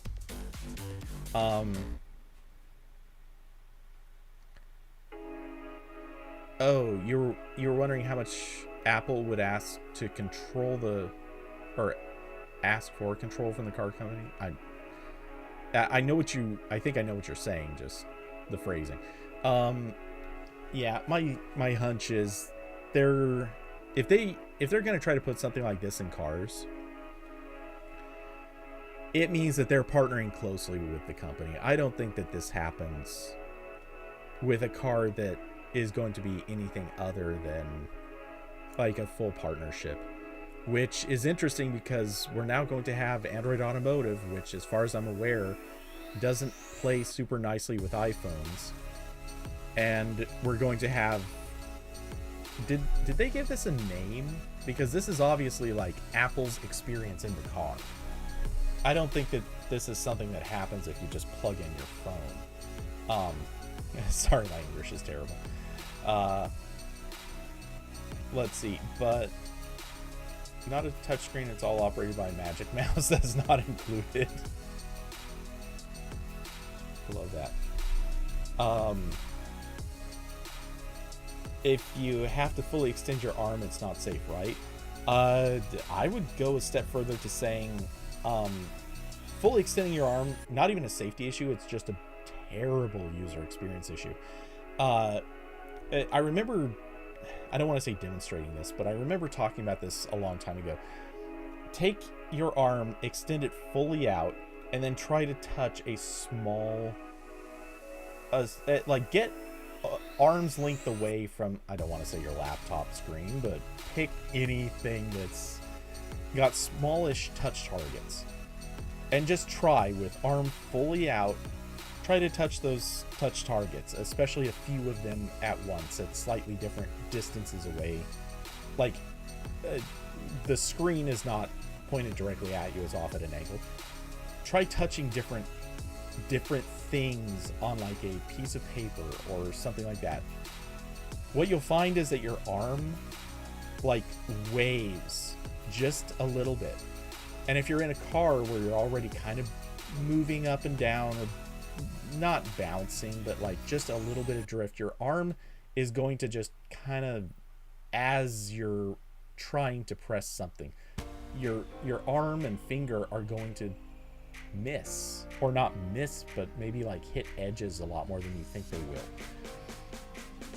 will. And I have like a really steady arm, and I find this to be a thing that's sometimes annoying. So yeah, if you extend your arm out all the way to hit something, that's terrible experience, and I don't think Apple would really be wanting to push that.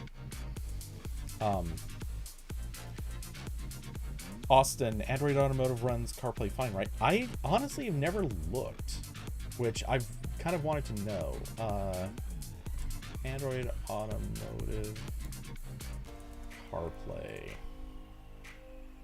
Or not CarPlay, iPhone. Volvo shows off the, even if you have an iPhone, your car still runs Android. Okay, is this Ron's? Yeah, okay. So iPhone. Unlike Android Auto or Apple's CarPlay, which run on your smartphone, Android Automotive OS has a custom version of Android pre-installed in the car as your main car infotainment OS. Even if you have an iPhone, your car still runs Android. The Polestar 2 used an x86 chip, blah, blah, blah. Okay, you're not answering the question. I want to know what kind of integration you get.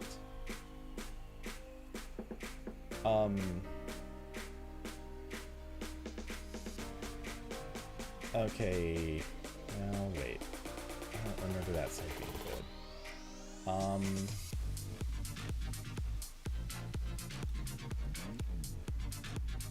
Alright, so T3.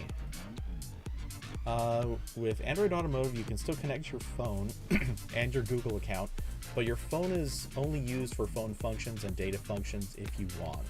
This means that you don't even need to have an Android device.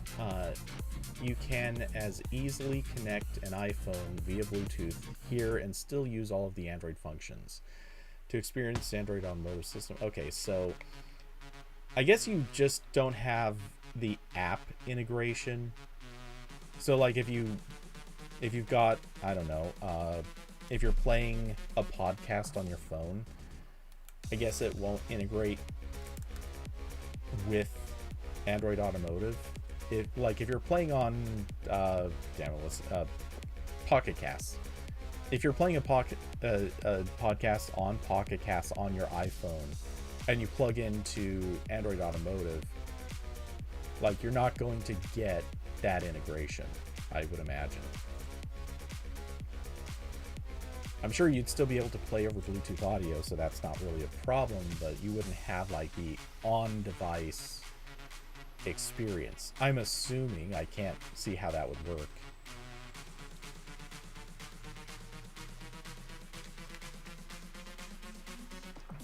Though I don't know. They could have done like an accessory API thing, because I know that's supported. I don't know if app developers would care enough to do that, but it seems like it'd be a thing.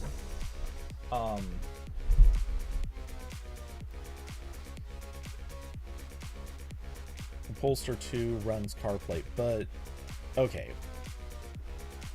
I guess what my question there though is, it's still running Android Automotive as a background thing, but it does not have to support CarPlay. It's just obviously an implementation decision to support it. Yeah, okay. I guess there's just... I was kind of thinking that maybe it would be exclusionary, which raises, in my mind, the question, what if Apple is doing their own thing, which this clearly is.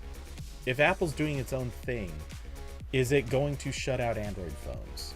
Because I kind of don't have faith that they aren't. And I have no idea if they've talked about it outside of the keynote.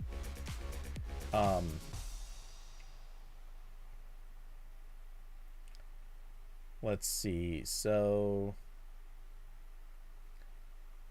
oh, okay. And you posted that tweet from Polestar saying that they're adding CarPlay later this month.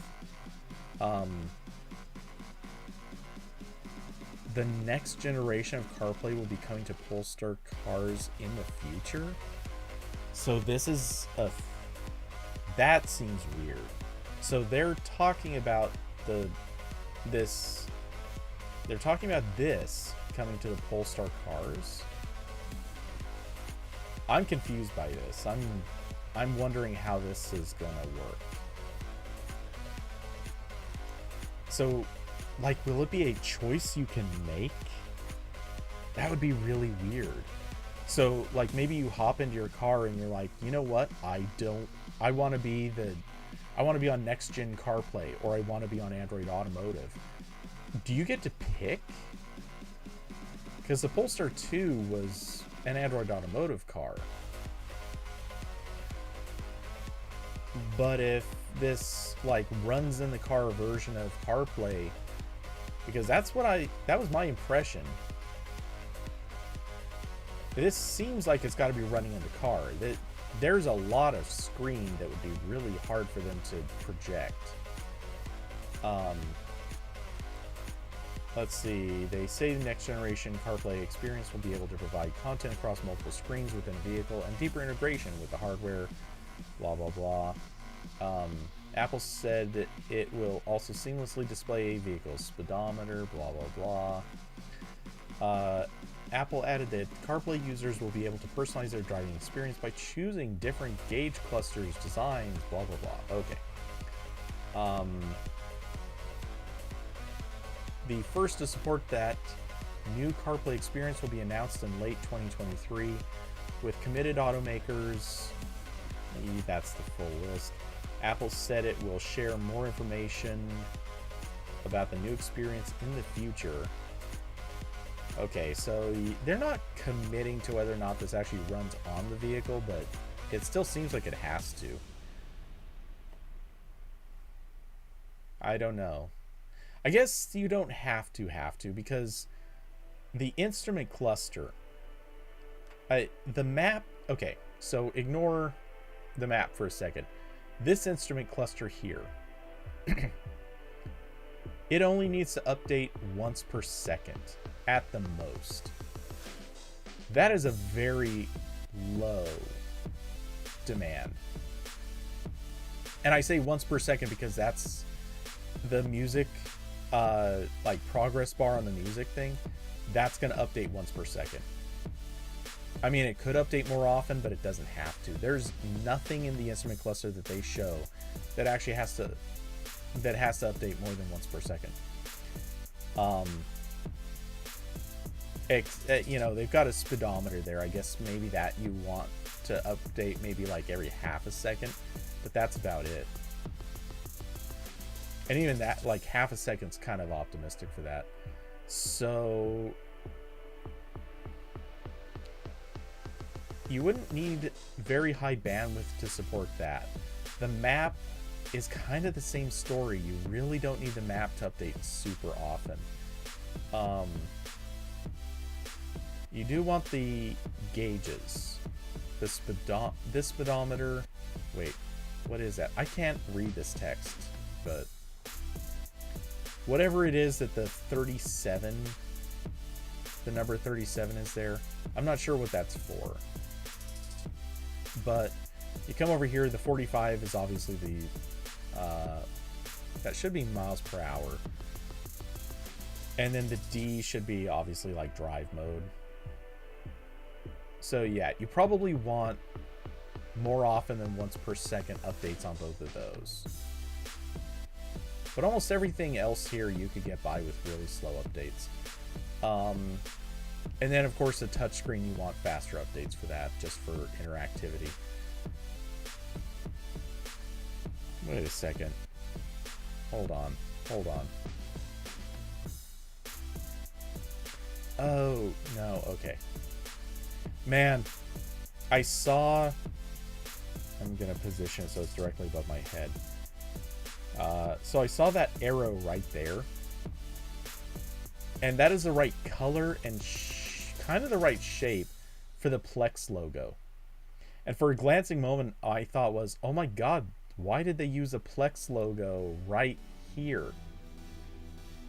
It is, of course, just an arrow that allows you to heat or cool the car.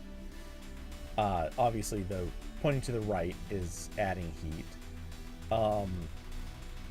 And the reason I thought that is because on Android Auto, that's the location of the current well, not the currently running app, but whatever the other app is. So if you're currently staring at the music player, that's where the Maps app would be, and vice versa. Yeah, that's fun. Let's see. So,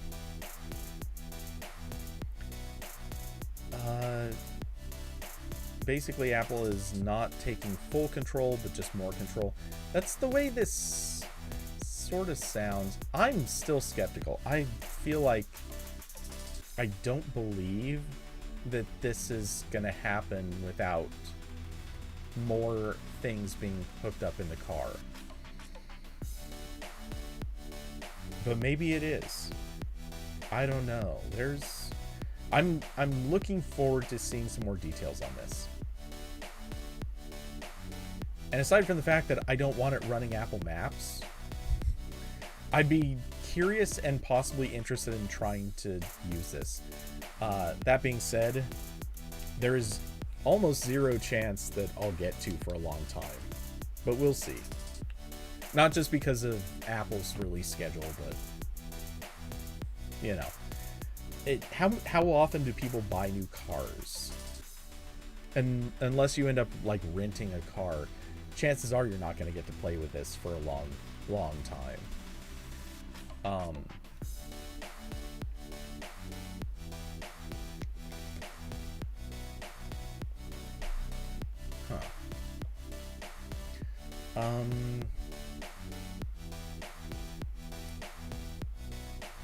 Yeah, so we'll see what they do. And which car manufacturers trust Apple more than Google? For what it's worth, aside from this obvious list right here, Ford, Lincoln, Mercedes-Benz, Infiniti, Honda, Acura, Jaguar, Land Rover, Audi, Nissan, Volvo, Porsche, and more. Yeah, that and more.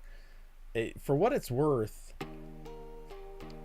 that's a pretty hefty list.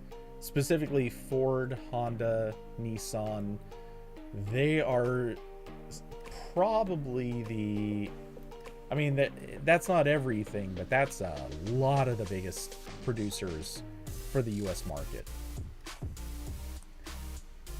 So, yeah, I'm kind of feeling that that's That's a pretty sufficient list. They're missing Toyota, they're missing like Chevy and a few others, but yeah, I don't think that's the issue. And for what it's worth, I think a lot of companies are perfectly comfortable with Google these days, but it was many years ago that it was a problem. Car companies haven't figured out if they'll let Apple CarPlay take over all the screens. Oh, they got comments from car manufacturers. Will your car be ready for this more expansive version? BMW.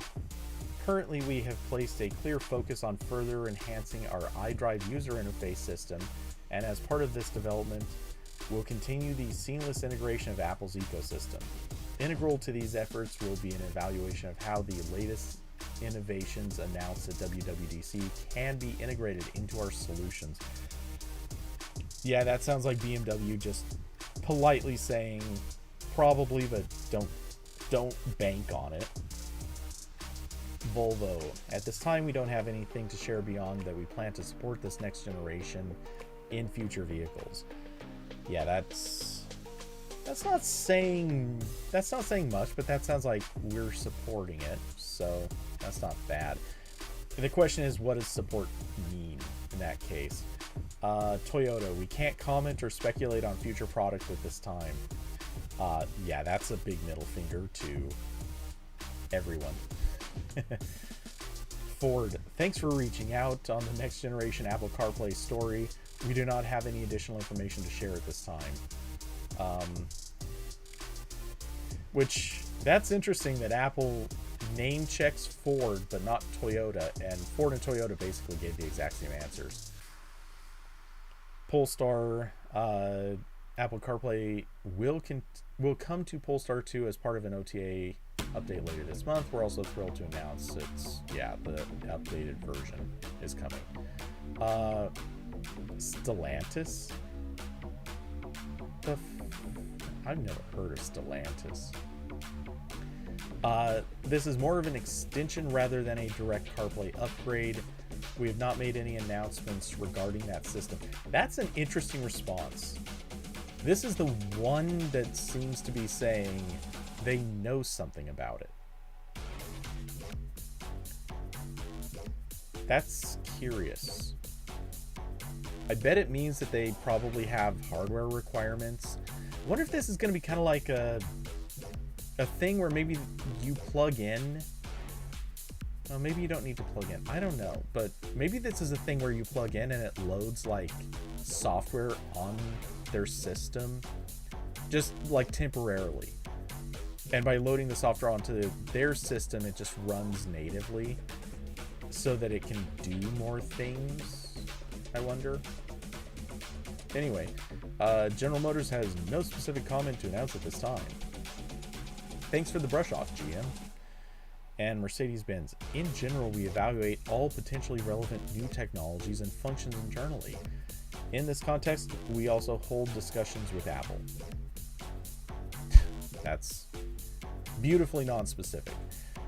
Spokesmen from Volkswagen, Hyundai, Nissan, and Honda did not immediately respond to requests for comment. Yeah, well, some of those might be avoiding, others are probably just slow to respond. I think Honda's supposed to be a fairly slow to respond company. Stellantis is Chrysler Dodge.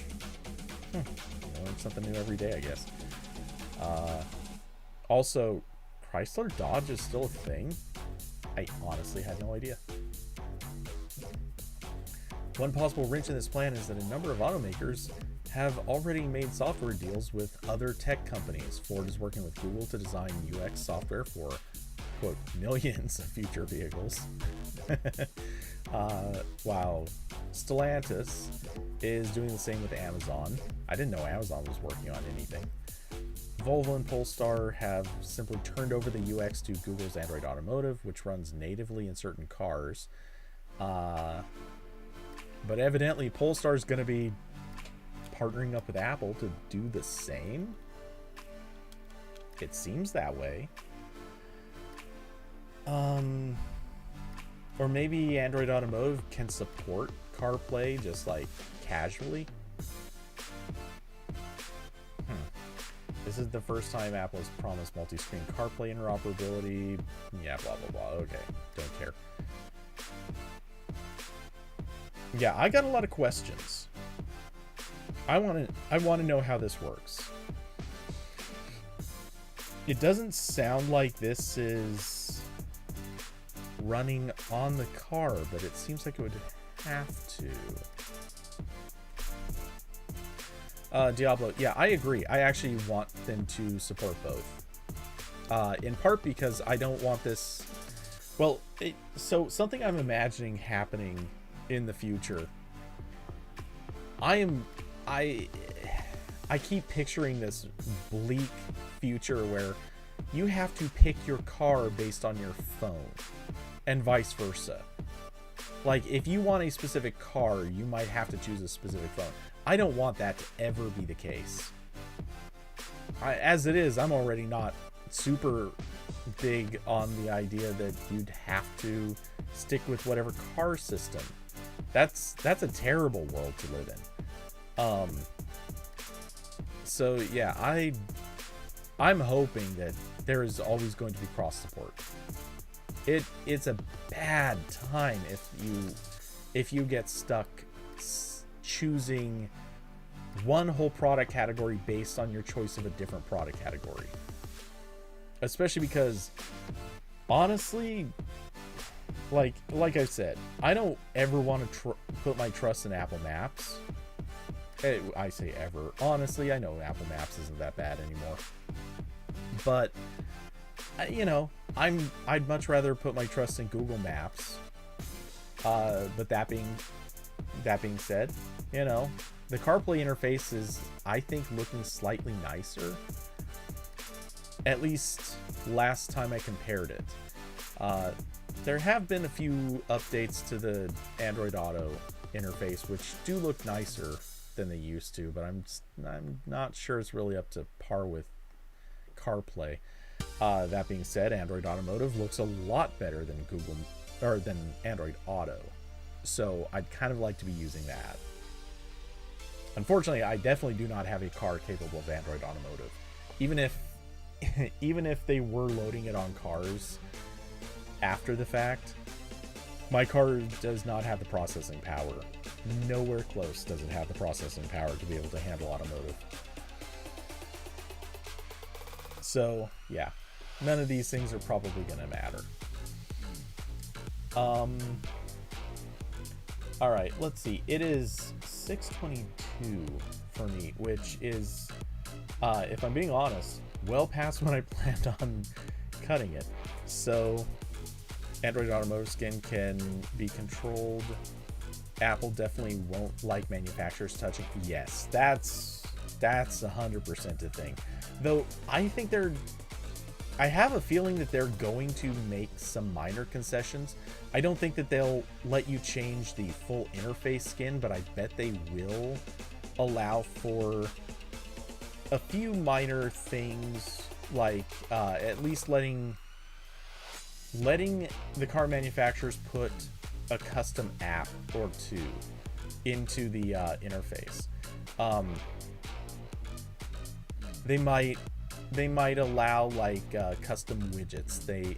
I bet they'll put in a lot of the random little stuff that car manufacturers will want, but it's all going to be stuff that the user can still choose and pick, and I bet they're not going to allow like actual customization of the interface. At most, maybe like accent colors and things like that, but they're not going to let them fully skin the UI. That's never going to happen. Run your CarOS in the cloud. You know what? That's a great idea. I can't wait for Stadia to run my car. That's fantastic. I want to rely on a gigabit down to my car so that I can see the instrument panels with a half-second lag. That'd be so good. I want that. Um, let's see. Missed the A13 Beta 2 news. Was there... I know it was a thing, but was there news?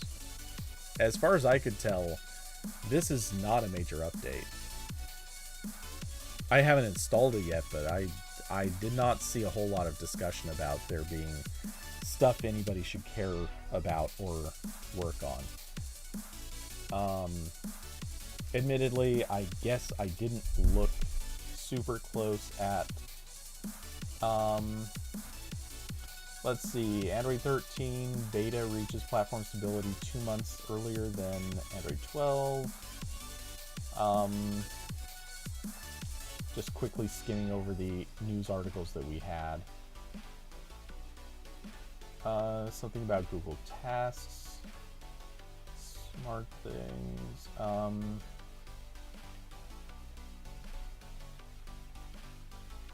Okay, there's the Mishal thread.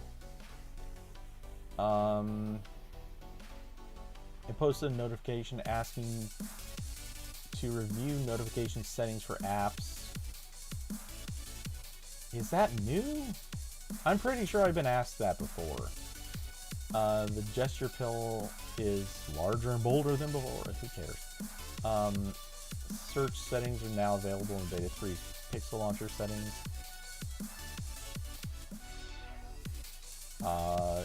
Here you can toggle web suggestions, which will show web results when typing in the search bar.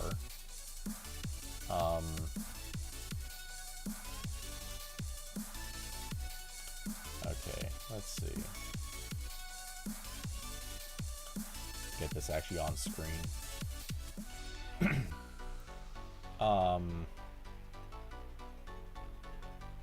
Okay, so that is what it is. Yeah, the fact that Magisk works is not that surprising. I'm more surprised that they ever pushed Magisk to work during the betas. There are new search shortcuts for YouTube, Play Store settings. Okay, whatever. Looks like the chroma limiting bug with the vibrant theme has been fixed. Now when selecting the vibrant theme, colors are way more vibrant. Okay.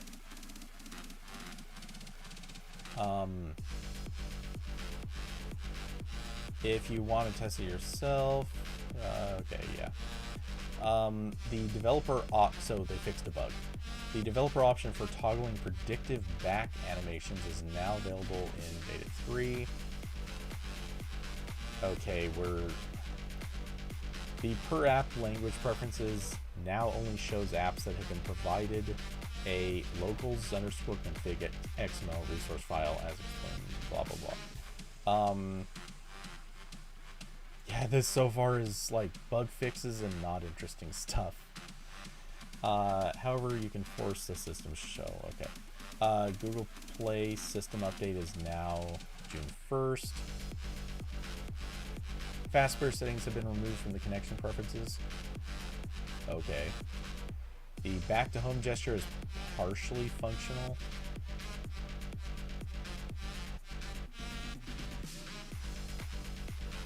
Okay, I don't get it. Android 13 will warn you when you try to grant an app targeting an older version access to media files owned by other apps. It's because root external storage is only split into... Yeah, okay. Not technically a bug fix, but pretty close to it. Tear settings now show units. Okay.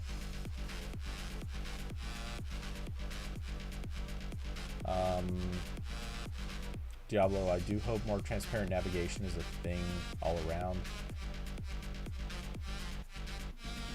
Oh, Carson, yeah. Sorry, I was looking at his set of tweets on the other laptop because it was where they were immediately in view, or the link was immediately in view.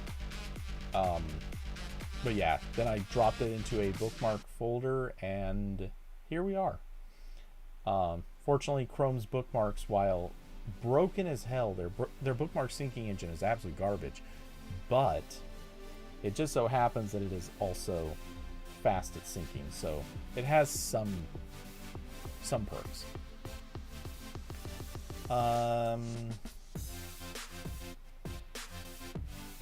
Let's see. If only the captain could have had a transparent navigation solution instead of hitting a giant iceberg due to a black gesture bar. Oh my god. It is never too early for Titanic jokes, as it turns out.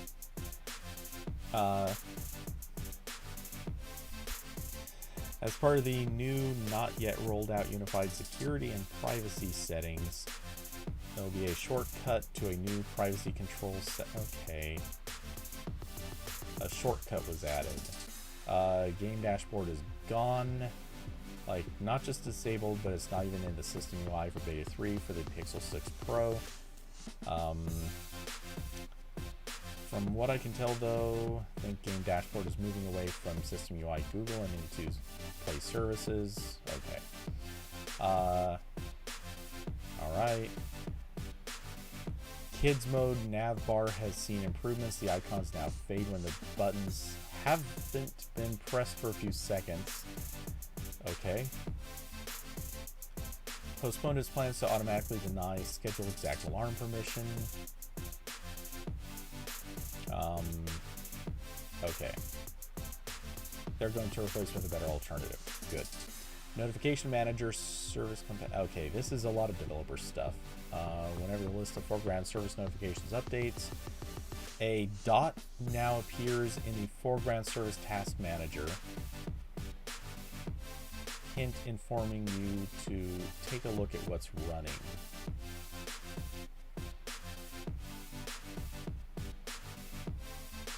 Okay, it's that down there.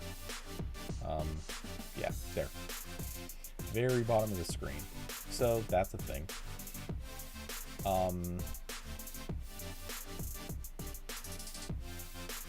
Tweaks to animation. Okay, so if that's everything, that's a list. Not gonna lie, not super enthused about any of it. It's a beta update. Honestly, like, no shade on it. It's just, these are not supposed to be major updates. They're, you know, they're supposed to be more about bug fixes and improving what's there. They're not really supposed to be like the holy crap, change everything sort of updates. If Google can't do that, then their whole business can't be taken serious. Sarcasm. Just polishing turd. Revolutionary pill change. Yeah. So, hey, it's still a good update, I assume. Again, I haven't installed it, so I can't really speak to that, but oh, and I won't be able to install it right away because my Pixel 4 battery is just absolutely... This phone, I swear, the 4XL, the battery life on this phone is just not great. Not sure what's up with that. But yeah, anyway, so I don't know about you guys, but I'm kind of out of topics, and there's just not a whole lot else to say about this update. Carson, Android 13, pretty small update overall though. Yeah, it really is. And you know, there's nothing wrong with that. It's just, as everyone says, we've all been saying it for years, the OS was gonna get boring someday. It got boring a long time ago. And there's nothing wrong with that. It's just, that's what happens with a mature OS. It's bound to kind of get a little boring.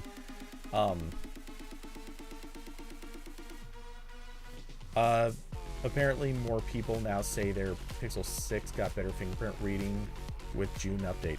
That's actually, I don't remember the specifics of it, but apparently that's actually supposed to have been a thing. They tweeted somewhere like, I don't know, 2-3 weeks ago that there was an update, or that they had solved some particular bug or issue, and that there was an update planned. Now, yeah, I don't know if it's true or not. I don't know if there was really an improvement or if it's just more kind of for show. But they said that they had worked out some kind of an improvement for fingerprint performance. Or wait, was that... Damn it. Now I'm starting to wonder if that was camera related and not fingerprint related. But I swear it was fingerprint. I don't know. Now we want to go back and look. But... And yeah, it could be placebo. I mean, I doubt that they would go on record saying that they improved it if they didn't actually improve it. But, you know, companies do be like that sometimes.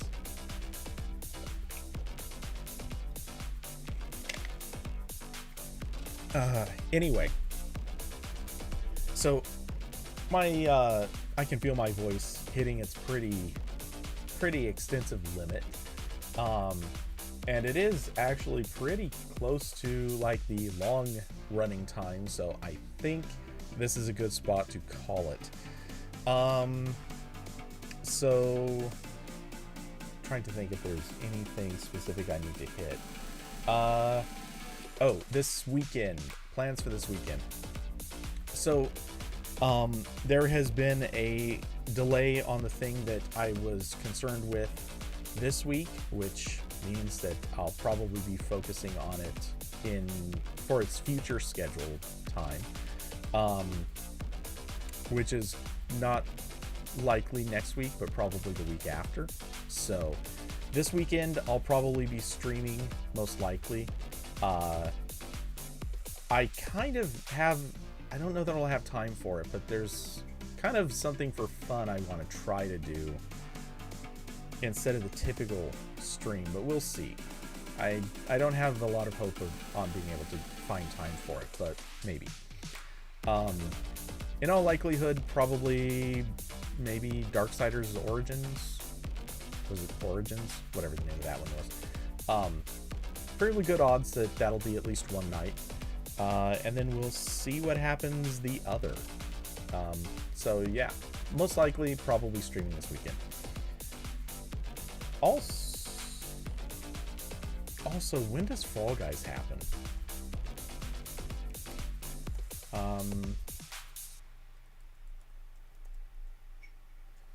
Let's see. June 21st, so we still have a few weeks. Oh wait, that is... Okay, that won't be a problem. Just checking. So yeah, I'll check that out when that comes. Might just make a point of doing a random fun stream for that. Let's see, what else? Okay, I think that's about it. So, thanks to everyone for coming by, hanging out, being part of the stream, being part of the conversation, keeping me chatting, and pointing me at least to some of the right stuff having to do with the new CarPlay and the old Android Automotive. At this point, we can probably call it the old Android Automotive. Also, it's occurring to me to also bring up the old Android Automotive is now just often referred to as, quote, with Google built in. Not sure why they're choosing that naming scheme, but whatever. But yeah. So, again, I should be back this weekend for game streams or the like. If you would like to support the channel, you know the routine. There are links down in the description for Streamlabs, Patreon, and Cash App. And of course, many thanks to Diablo and David for being Patreon subscribers. Let's see, I'm spacing. What was I gonna say after that? I don't remember. Anyway, yeah, I'm tired. I'm beat. So take it easy, guys. I hope you have an excellent rest of your night, rest of the week, and I'll see you soon. Good night, everybody.